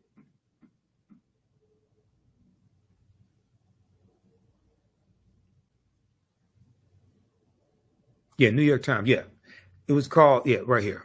Byron Donalds, Trump VP contender, suggests Jim Crow era had an upside. The New York Times. Right here. Okay, the Republican congressman from Florida was visiting Philadelphia to persuade black voters to support former President Donald Trump. How sick can you be? Al Sharpton, I have my disagreements with Al Sharpton on certain things. Al Sharpton, Reverend Al Sharpton, asked him the correct question. What the hell happened to you to make you think that the Jim Crow era was somehow positive? Now, I just showed you the article from the Washington Post where Donald Trump is being prosecuted by Special Counsel Jack Smith under Section 241 of federal code, federal statute, which is the Ku Klux Klan Act of 1871. And you're going to take your black ass to Philadelphia to try to convince black people to vote for Donald Trump, who tried to invalidate their votes in 2020 and overthrow the government. You are a special type of stupid to do something like that. That's a special type of stupid.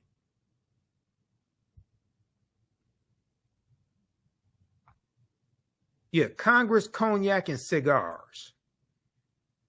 That's the name of the event. I think he had too much cognac. That's what I think happened to him. He got carried away. He had too much cognac. Made a damn fool out of himself.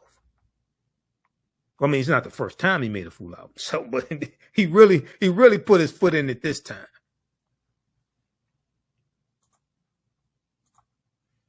Okay, let's continue because I'm gonna wrap this up here in a minute. Let's go back to this piece here from the griot.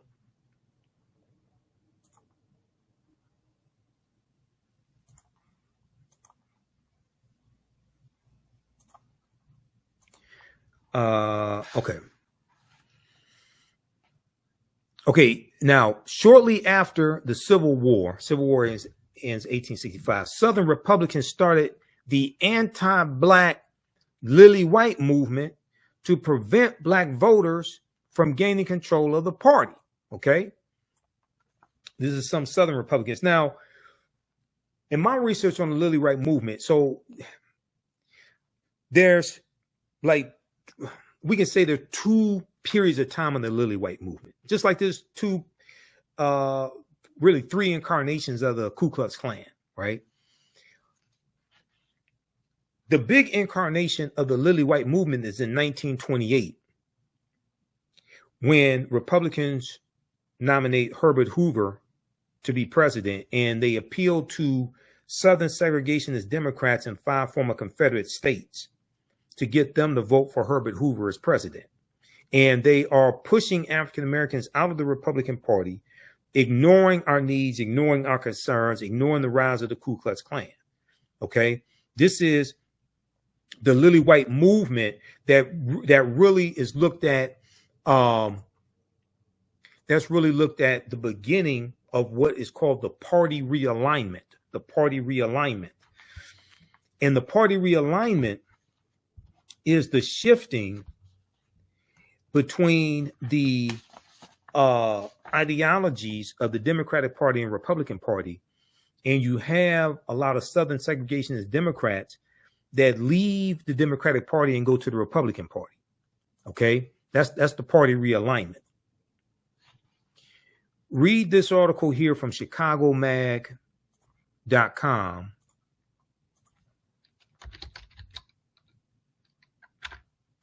How the party of Lincoln lost virtually the entire black vote in 88 years. ChicagoMag.com. how the party of Lincoln lost virtually the entire black vote in 88 years. In 1928, the Chicago Defender, black newspaper, warned the GOP that it was in danger of alienating African Americans. They did not listen, and the fall came fast. This is by Moser, July 29th, 2016. July 29th, 2016. Just a few months before the 2016 presidential election.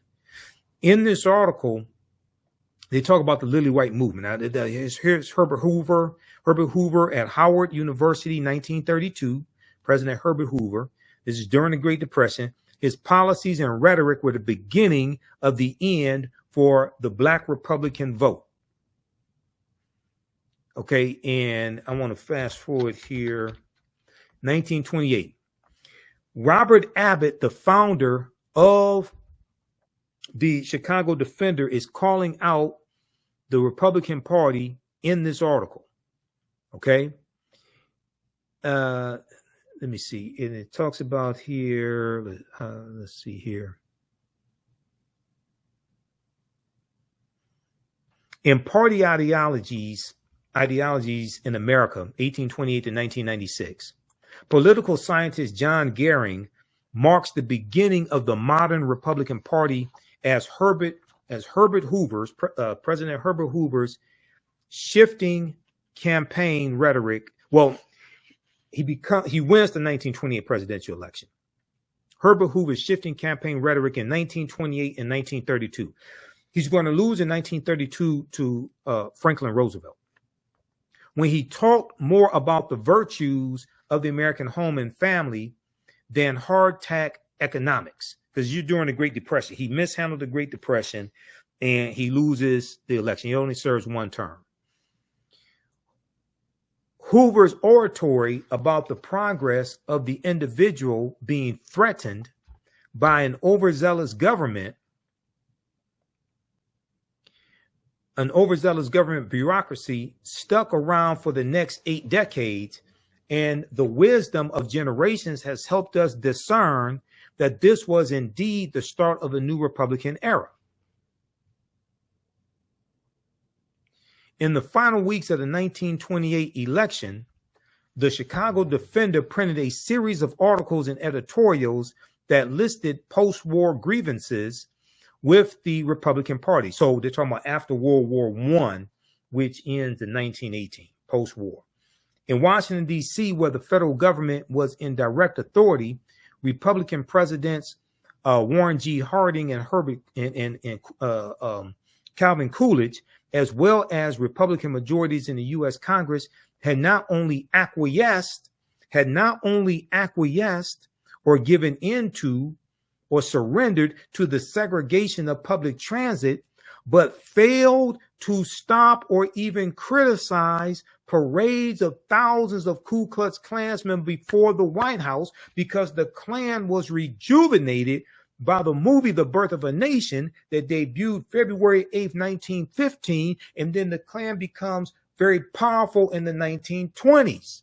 So the Republican Party is ignoring the rise of the Ku Klux Klan. They're ignoring the needs of African Americans, and they're starting to push us out of the Republican Party. This is known as the Lily White movement of 1928. The newspaper was particularly dissatisfied. Chicago Defender was particularly dissatisfied with the current Republican nominee for president, Herbert Hoover, who has spoken favorably of making the party lily white. Republican Herbert Hoover spoke favorably of making the Republican Party lily white and excluded African Americans from their traditional role in that year's Republican National Convention. This was an effort to push African Americans out of the Republican Party, starting with Herbert Hoover in 1928 and the initiation of what's known as the Lily White movement of 1928. Most troubling of all was the candidate's covert backing from the Ku Klux Klan, whose members despised the Democratic nominee, New York Governor Al Smith, because he was Catholic, and Al Smith was a moderate from New York. So the Ku Klux Klan is back in the Republican Party. Now, why aren't these black conservatives talking about that? See, I've got receipts for them longer than CVS receipts. Read the rest of this article. How the party of Lincoln lost virtually the entire black vote in 88 years. This is from ChicagoMag.com.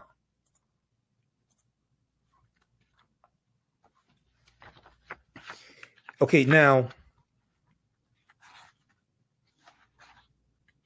I'm going to wrap this up here in a few minutes because this is my second 2-hour presentation that I did today. Okay. Give us a thumbs up, give us a heart, give us a like on this broadcast. How you all like this type of information?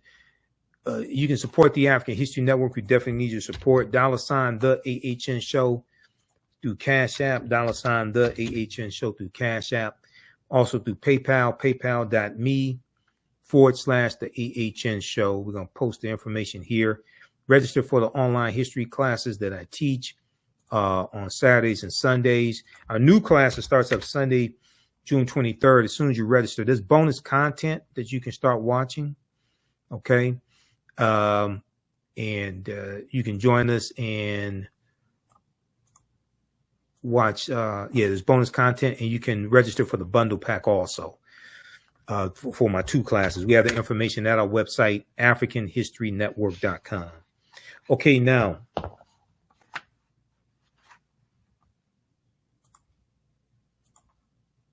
let's go back to this piece here from theroot.com because they dealt with some good history here. Some of the dates that I have may be slightly different than some of theirs, but overall, you know, they did their thing. I'll give it to them. They did some good research. Southern Republicans started the anti-black Lily White movement to prevent black voters from gaining control of the Republican Party. Meanwhile, conservative Democrats did not even allow black people to attend the party's convention in an official capacity until 1924. Although majority of black voters supported Franklin Roosevelt's presidential campaign, it was not until 1948 that most black voters considered themselves Democrats. It was not until 1948 that most black voters considered themselves Democrats. By then, white voters had fled the Democratic Party precisely because the party was no longer conservative. Now, research I've done, you'll see some of them leaving in 1948, but some of those conservative Democrats are going to stay, but they do eventually leave, the majority of them, and go to the Republican Party. What happened was you had the Strom Thurmond ran for president in 1948. Okay. There's a good article from history.com, official website of the History Channel. And I use I use this article in my classes. How the party of Lincoln won over the once Democratic South. How the party of Lincoln won over the once Democratic South. And now this article doesn't talk about the Lily White movement in 1928. I deal with that, but they hone in on 1948, presidential election 1948, and Harry S. Truman, and how the Democratic Party had a more pro-civil rights platform in 1948. Okay, read this article, how the party of Lincoln won over the once Democratic South. Democratic defectors known as the Dixiecrats, started a switch to the Republican Party in a movement that was later fueled by a so-called Southern strategy. So when Candace Owens said the Southern strategy doesn't exist, blah, blah, blah, she's lying. They used a Southern strategy in 1928, Republicans, to appeal the Southern segregationist Democrats in 5 former Confederate states. They used, Richard Nixon used a Southern strategy in 1968. She's lying. And she has to be getting paid to lie like that because you can't be that stupid for free. She has to be getting paid. If we go here to page 2 of this article,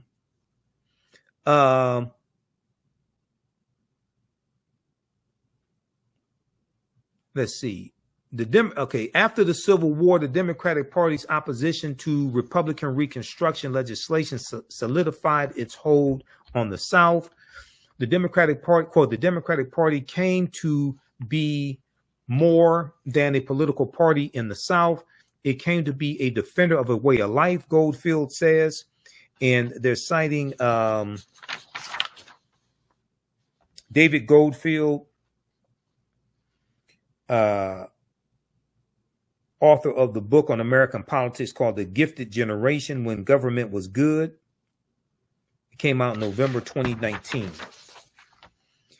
He said, and that way of life was the restoration of much as possible of white supremacy. That way of life was the restoration as much as possible of white supremacy. The Confederate statues you see all around were primarily erected by Democrats. Okay. Now, this is before the party realignment is completed and the Southern segregationist Democrats leave to join the Republican Party. Up until the post-World War II period, World War II ends in 1945, the party's hold on the region was so entrenched that Southern politicians usually could not get elected unless they were Democrats.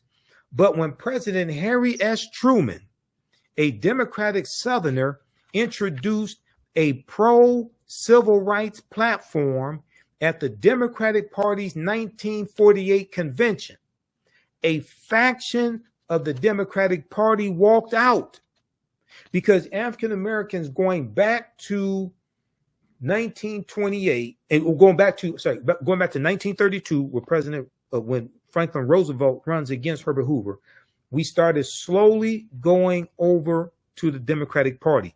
We found them more receptive to our issues. We were being pushed out of the Republican Party, and the Republican Party was increasingly ignoring our issues.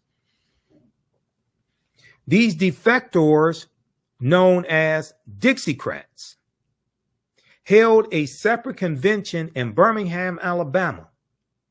There, they nominated South Carolina Governor, white supremacist Strom Thurmond, who was a staunch opposer to civil rights, a staunch segregationist. He had a black mistress, okay, staunch opposer of civil rights, to run for president on their states' rights ticket. He was nominated to run for president on the Dixiecrats' states' rights ticket. Although Strom Thurmond lost the election to President Harry S. Truman, he still won over 1 million popular votes. Quote, it was the first time since before the Civil War that the South was not solidly Democratic, Goldfield says. And that began the erosion of the Southern influence in the Democratic Party. After that, the majority of the South still continued to vote Democratic because it thought of the Republican Party as the party of Abraham Lincoln and Reconstruction. The big break did not come until President Lyndon Baines Johnson, another Southern Democrat from Texas, signed the Civil Rights Act in 1964 and the Voting Rights Act in 1965. Though some Democrats had switched to the Republican Party prior to this, that's true, many did, prior to 64 and 65, quote, the defections became a flood. The defections became a flood after Johnson signed these acts. And so the political parties began to reconstitute themselves, Goldfield says. Then in 1964, Senator Barry Goldwater of Arizona, a Republican, runs for president against Lyndon Baines Johnson, and Barry Goldwater ran on an anti-civil rights platform. So most African Americans naturally voted for Lyndon Baines Johnson because it made sense. The change was not total or immediate. During the late 1960s and early 70s, white Southerners still transitioning away from the Democratic Party, newly enfranchised Black Southerners voted and continued to vote Democratic. And even as Republican Richard Nixon employed a Southern strategy, share this article with Candace Owens because she doesn't know what the hell she's talking about. And even as Republican Richard Nixon employed a Southern strategy that appealed to the racism of Southern white voters, former Alabama Governor George Wallace, who wanted segregation now, segregation tomorrow, segregation forever, ran as a Democrat in the 1972 presidential primaries. Now, he ran for president in 68 and lost.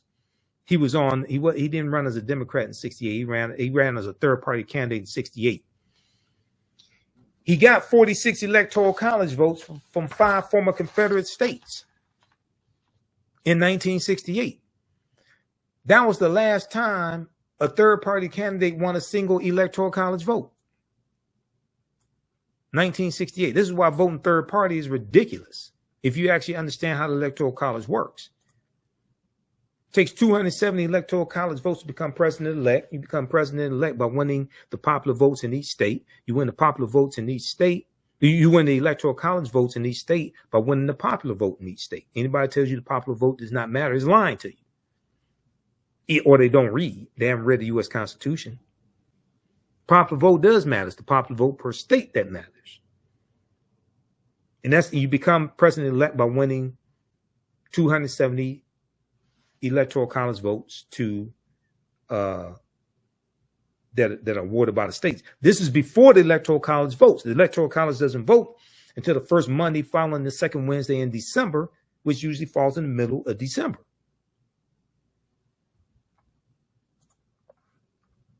Read this article right here that deals with the history of third-party candidates.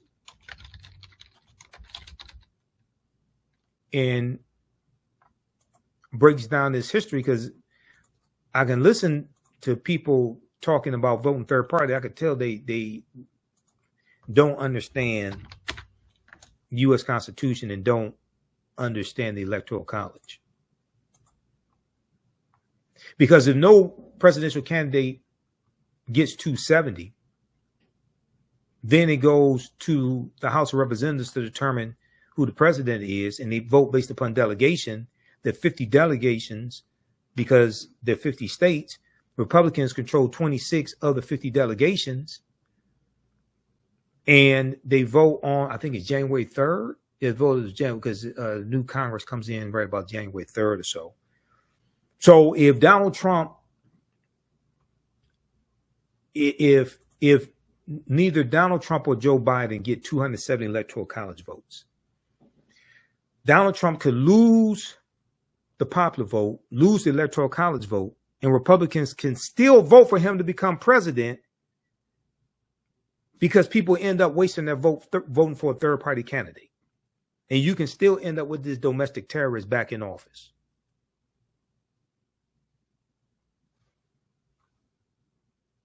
And the U.S. Senate determines who the vice president will be. A romp through history's most successful third-party presidential candidates.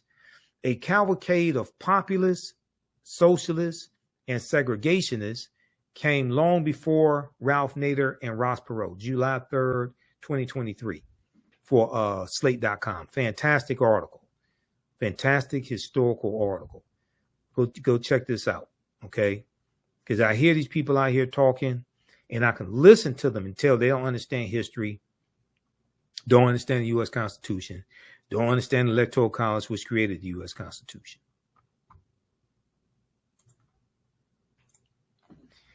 All right, now, Great Society programs. Take a look at this piece here.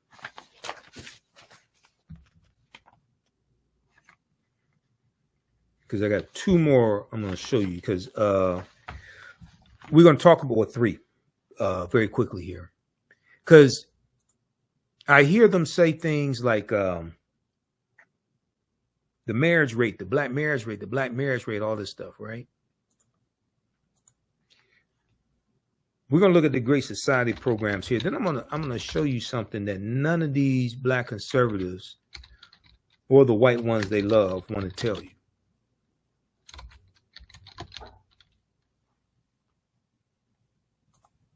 Great Society program. This is at history.com, official website of the History Channel.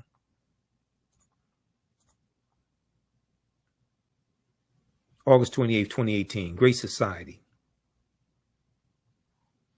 In a nutshell, okay, it takes you through, it talks about the Great of what they were. The Great Society was an ambitious series of policy initiatives, legislation, and programs spearheaded by President Lyndon Baines Johnson, with the main goals of ending poverty, reducing crime, abolishing inequality, and improving the environment. This is why black conservatives are against this. They're not really trying to change policies to fight poverty. Okay. They're not trying to abolish inequality. Most of them are against environmental regulations to improve the environment, fight climate change, things of this nature. In May 1964, President Lyndon Baines Johnson laid out his agenda for a great society. During a speech at the University of Michigan, with his eye on re-election that year, Johnson set in motion his Great Society, the largest social reform plan in modern history. Okay, so they talk about riding a wave of empathy and being sworn in after Kennedy was assassinated. They talk about the war on poverty. The war on poverty. In March of 1964, Johnson introduced the Office of Economic Opportunity and the Economic Opportunity Act. During a special message to Congress, he had hoped to help the underprivileged break the poverty cycle by helping them develop job skills, further their education, and find work. Okay. Now these black conservatives make the Great Society programs seem like it's for lazy people and lazy black people. No, it was to help them develop job skills, further their education, and find work. To do this, President Johnson created Job Corps for 100,000 disadvantaged men. Half would work on conservation projects, and the other will receive education and skills and training, special job training centers. Receive education and skills training in special job training centers. Does this sound like this is something for lazy people? In addition, President Johnson tasked state and local governments with creating work training programs for up to 200,000 men and women.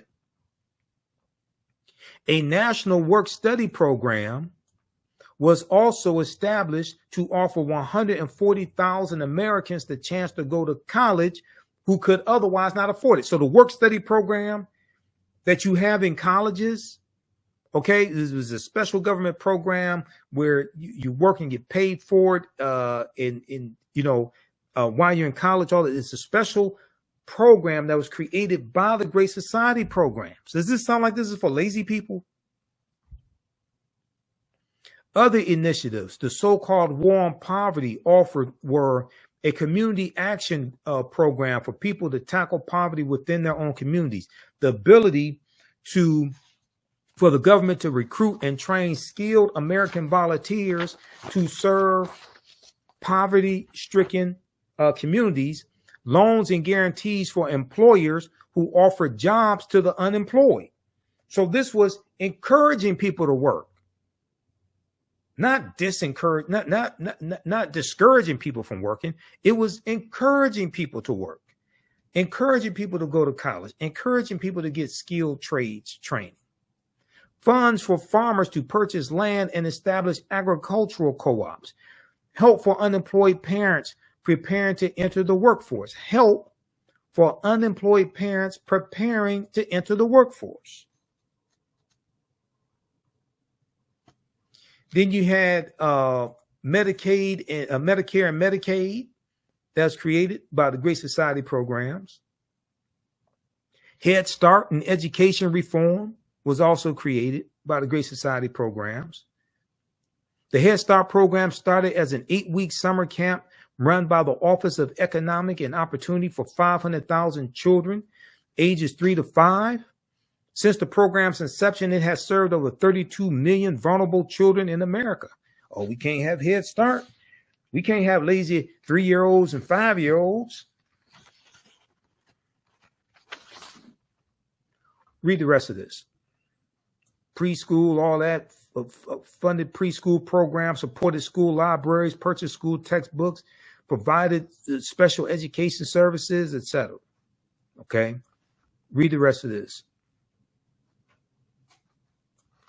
Great Society. This is at history.com, official website of the History Channel. Okay, now, so we got that one, and then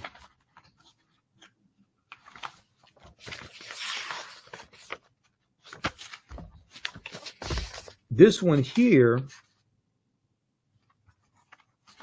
is from snaptohealth.org.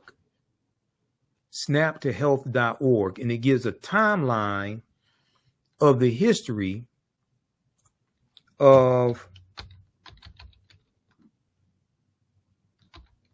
welfare.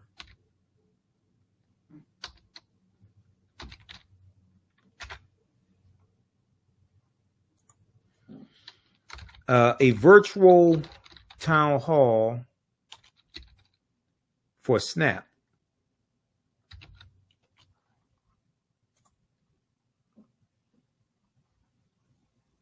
And deals with the history of WIC, all of that right here.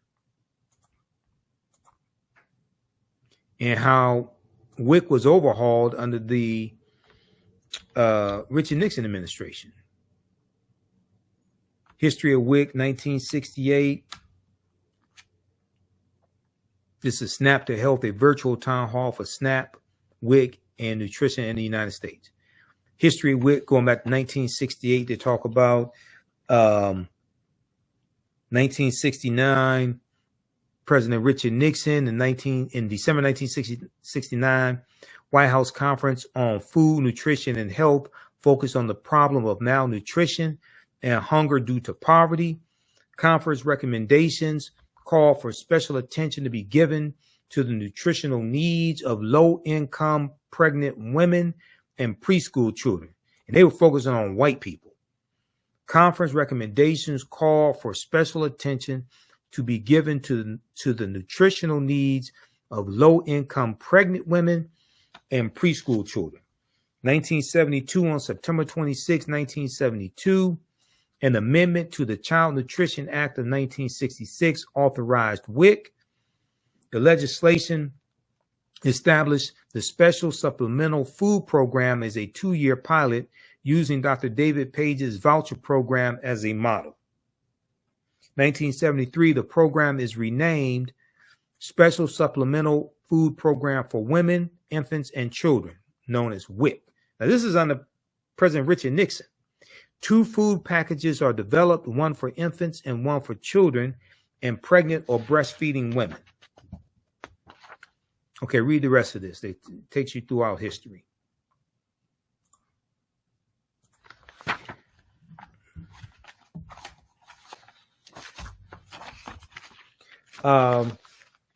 So they like to talk about the marriage rates and things like that, and black people not getting married and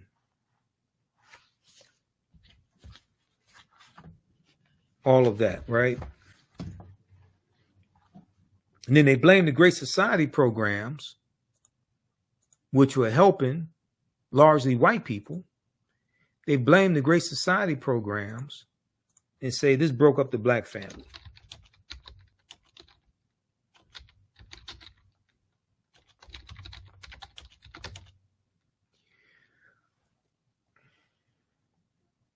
The marriage rates in this country start declining in the 1970s. Really start declining in the 1970s, and you see an increase in the divorce rates. Do you know what law made it easier to get a divorce in the U.S.?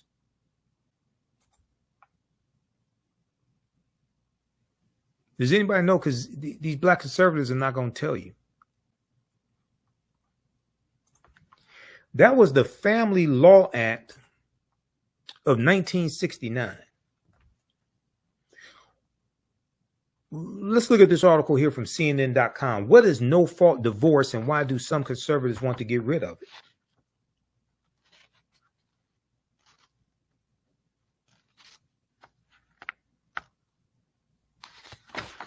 For the sake of time, we're going to go right to this right here.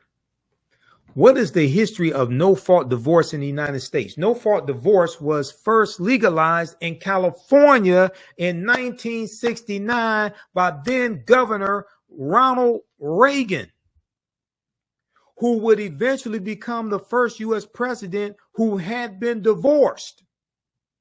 Former President Donald Trump was the second. By 2010, every state had legalized a no-fault divorce option. Governor Ronald Reagan signed into law in 1969 what was known as the Family Law Act of 1969, which made it easier to get a divorce, and you got what's called a no-fault divorce based upon irreconcilable differences. That was signed into law by Governor Ronald Reagan. Versions of that law were adopted by the other states. This is why the divorce rate started falling. It started with Republicans. Before this option, an at-fault divorce was the only recourse for a broken union. This led to complications for couples whose situation, for one reason or another, did not fit the required legal procedure. Couples who wanted a divorce were all but forced by the law to create some sort of fault-based scenario. It was not uncommon for couples to concoct scenarios that would feign adultery or for one party to move across state lines to fulfill legal requirements for fault claims like abandonment. Migratory divorce, where a couple would move together to a state with no fault divorce laws, was common. In fact, these methods were so widespread that to a lot of legal experts, a solution like no-fault divorce was necessary to make the system work again. The National Association of Women Lawyers championed no-fault divorce solutions throughout the first half of the 20th century. Read the rest of this article. That goes back to Ronald Reagan, Republican. 1969, the Family Law Act of 1969.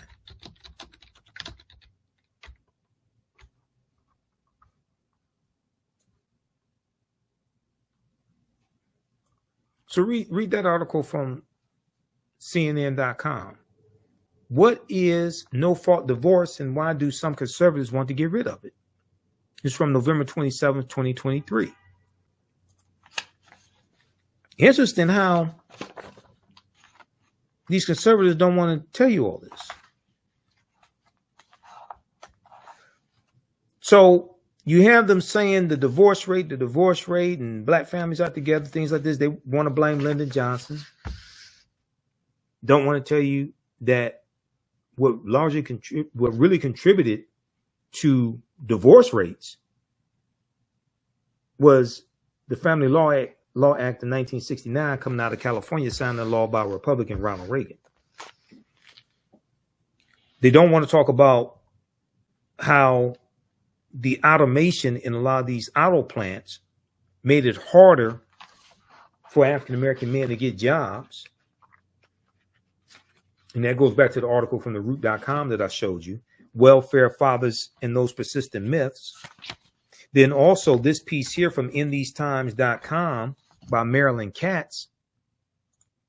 This breaks down a lot of that history as well. A half century after Detroit uprising, city still stranded by capitalism and government.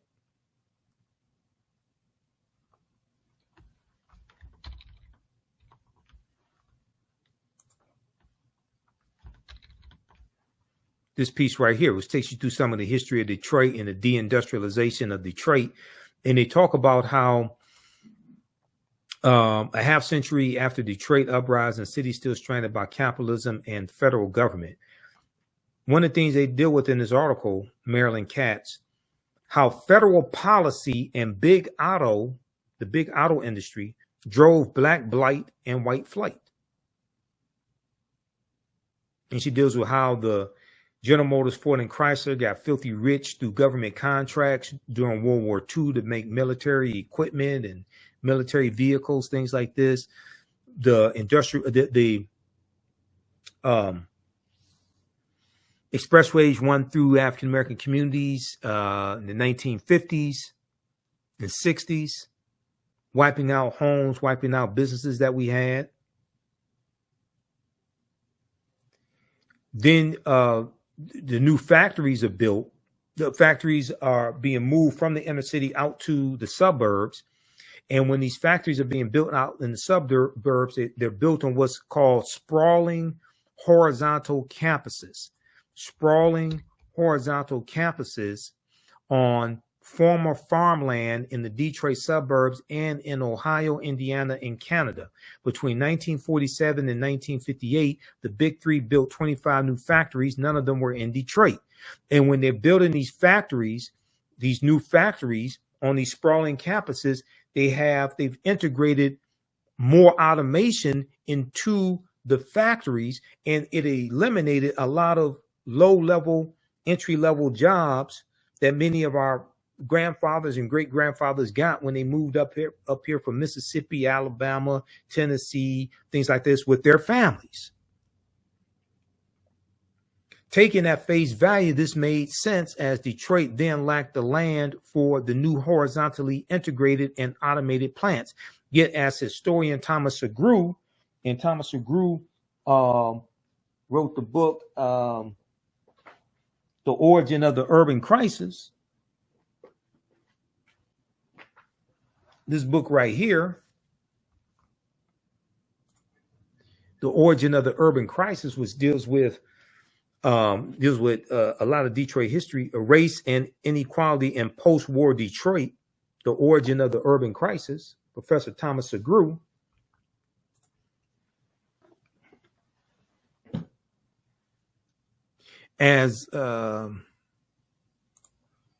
Yet as historian Thomas Segru and others point out, it was also a way for the auto companies to weaken the UAW, which had won unprecedented victories during the war years, World War II. And with the auto industry went the jobs. In 1960, only Chrysler produced cars in Detroit. Its 60,000 Detroit workers represented only half of those employed just a decade earlier. In less than 2 decades, from 1947 to 1967, Detroit lost 128,000 jobs in the auto industry alone. Okay, read the rest of this article here.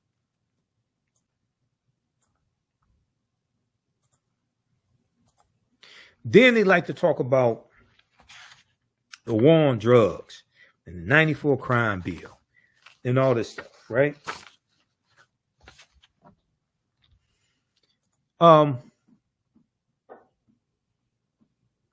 You know when the war on drugs started?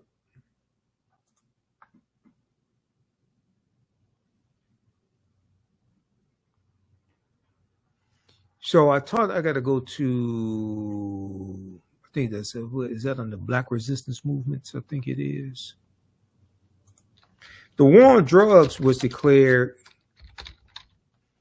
June 17th, 1971 by a president named Richard Nixon, who ran for president on the platform of law and order, which means protect white people and lock up African Americans. That's basically what law and order means. He ran as a backlash to the civil rights movement and Black Power movement and the rebellions taking place across the country. He ran as a backlash largely to the anti-poverty programs, Great Society programs. He ran on discontinuing some and overhauling others. But he ran as a backlash to all of that.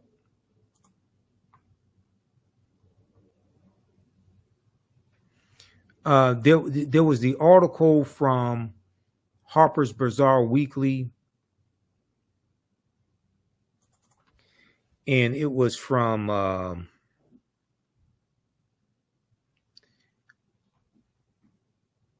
2016. It's called Legalize It All.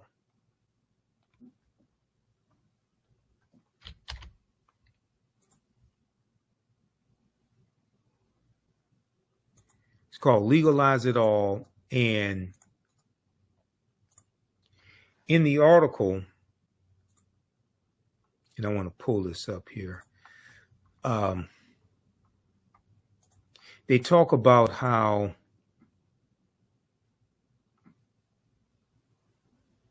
they deal with the origins of the war on drugs and Richard Nixon. And it dealt with an interview that John Ehrlichman, who was Richard Nixon's domestic policy advisor,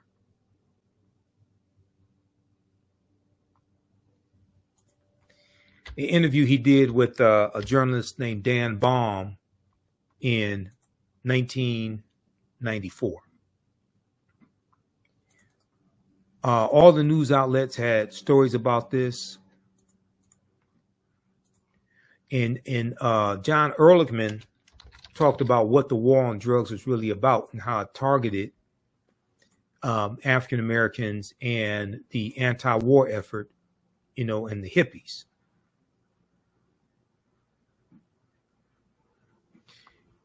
This piece right here, AtlantaBlackStar.com has an article on this.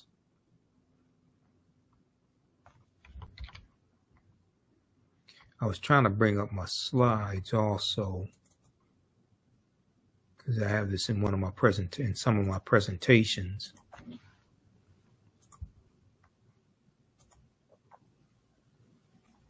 Nixon advisors said the war on drugs was a manufactured lie designed to target and disrupt the Black community. March 23rd, 2016, AtlantaBlackStar.com. There's a picture of John Ehrlichman and Richard Nixon. Picture from 1972. The name of the article from Harper's Magazine was called Legalize It All.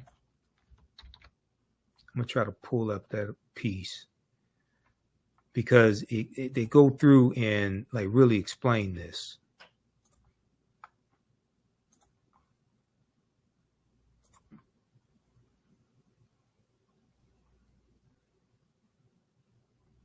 I had to restart my PowerPoint presentation here. Okay, let me show you this here.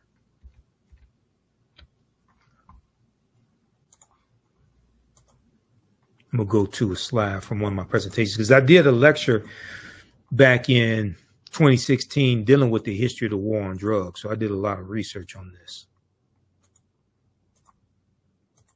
And it was in April 2016 that this story came out. Legalize It All, How to Win the War.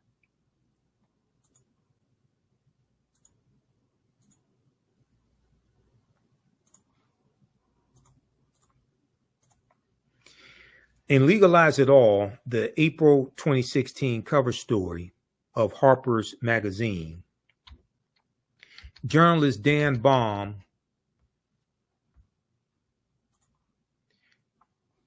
let's go to this. Journalist Dan Baum, B-A-U-M, author of Smoke and Mirrors, The War on Drugs and the Politics of Failure, discusses his 1994 interview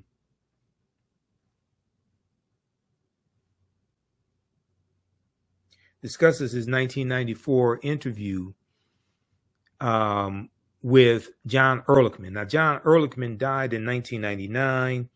He was President Richard Nixon's chief domestic policy advisor and had spent 18 months behind bars for conspiracy to obstruct justice and perjury as a result of the Watergate cover-up.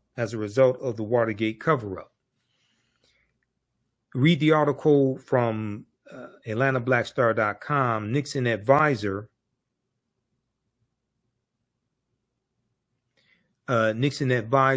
said the war on drugs was a manufactured lie designed to target and disrupt the Black community. That's from March 23rd, 2016. March 23rd, 2016.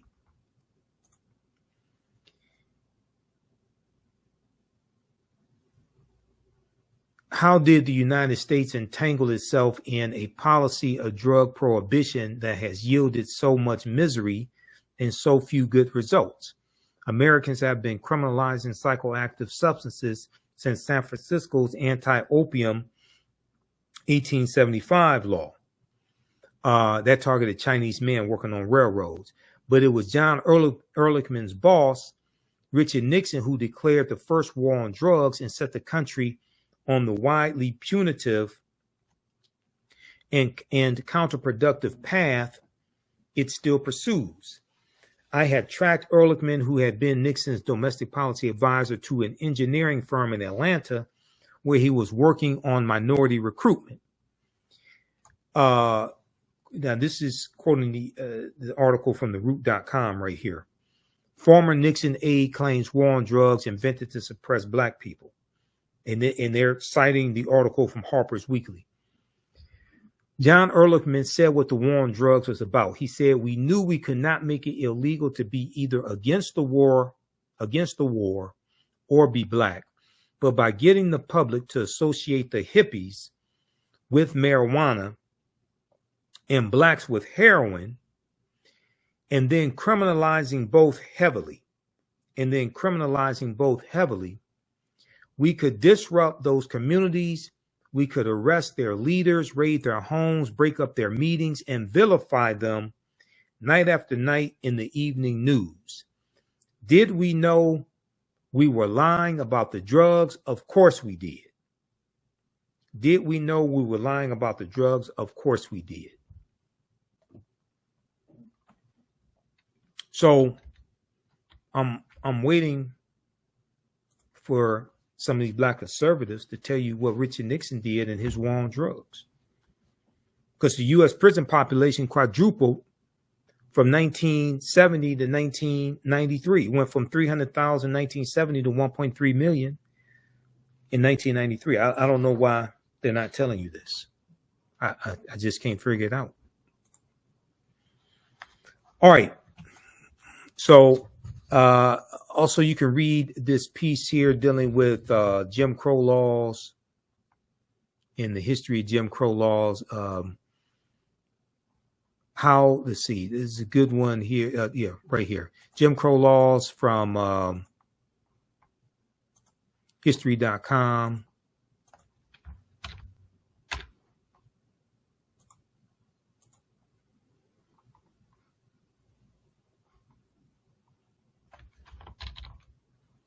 This here deals with the history of Jim Crow laws and what they were in the time period.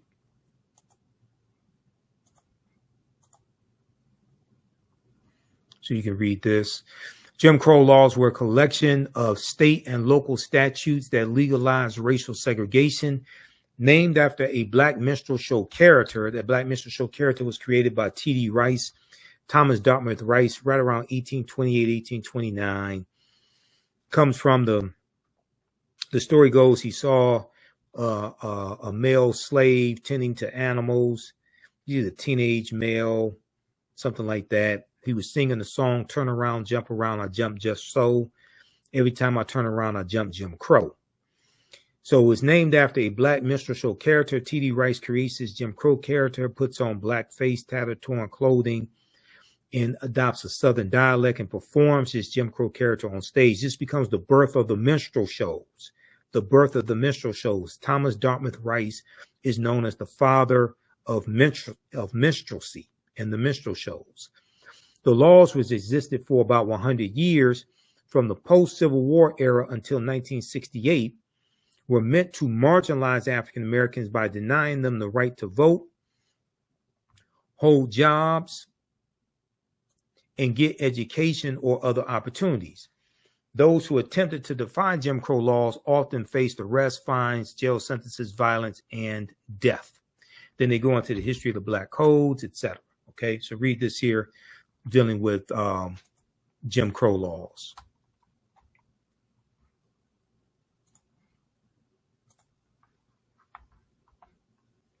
That's at history.com. There's also another really good piece that deals with how, which one is this one? Yeah. How Jim Crow laws suppressed the African American vote for generations.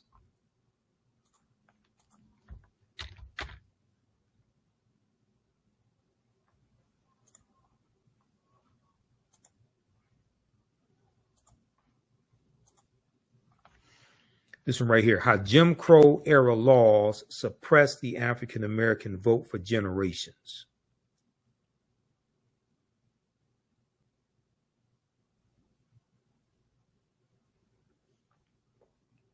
In the wake of the passage of the 15th Amendment and Reconstruction, several Southern states enacted laws that restricted Black Americans' access to voting. This is from August 8th, 2023, was last updated. So read this one here. Welcome to Sapphire. Takes you through history. Talks about the 15th Amendment, all of this. Mississippi State Constitution, Mississippi State Convention, 1890. Right here, we came here to exclude the Negro. Deals with all this history. The impact of the legislation was swift. By 1910, registered voters among African Americans dropped to 15% in Georgia and under 2% in both Alabama and Mississippi, according to historian Donald Neiman in his book Promises to Keep, African Americans and the Constitutional Order, 1776 to present. Then you had Williams versus Mississippi, U.S. Supreme Court case of 1898 that challenged the poll taxes, and the U.S. Supreme Court upheld the state poll taxes in Mississippi, the disenfranchisement clauses, grandfather clauses, and literacy tests on the basis that the new Constitution did not discriminate between the races, and it has been shown that their actual administration was not evil, only that evil was possible under them. This is what the U.S. Supreme Court ruled when we challenged these laws. This is 2 years after Plessy versus Ferguson. This is Williams versus Mississippi, 1898 U.S. Supreme Court case.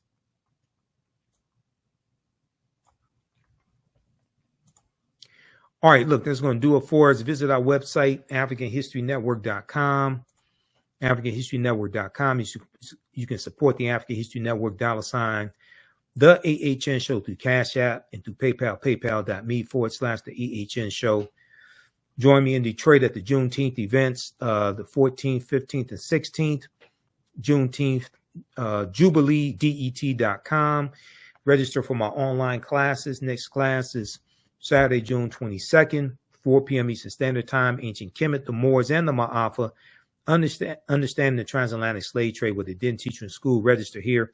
As soon as you register, you can watch the previous classes that are archived, download a lesson plan that I put together, register for my new class. Starts Sunday, June 23rd, 4 p.m. Eastern Standard Time. Black resistance movements, Haitian Revolution, U.S. Civil War, Civil Rights Movement, Black Power Movement, 1800 to 1968. Click here to register for the full class. Click here to register for the bundle for both courses. Okay. This content is PG-13. You can use this with your children. It's not overly graphic or anything like that. Okay. All right. I have to get out of here. Remember, at the African History Network, we focus on educating, empowering, and inspiring people of African descent throughout the diaspora and around the world. Because right now it's correct wrong behavior. It's not over till we win Wakanda forever. And we'll talk to you next time. Peace.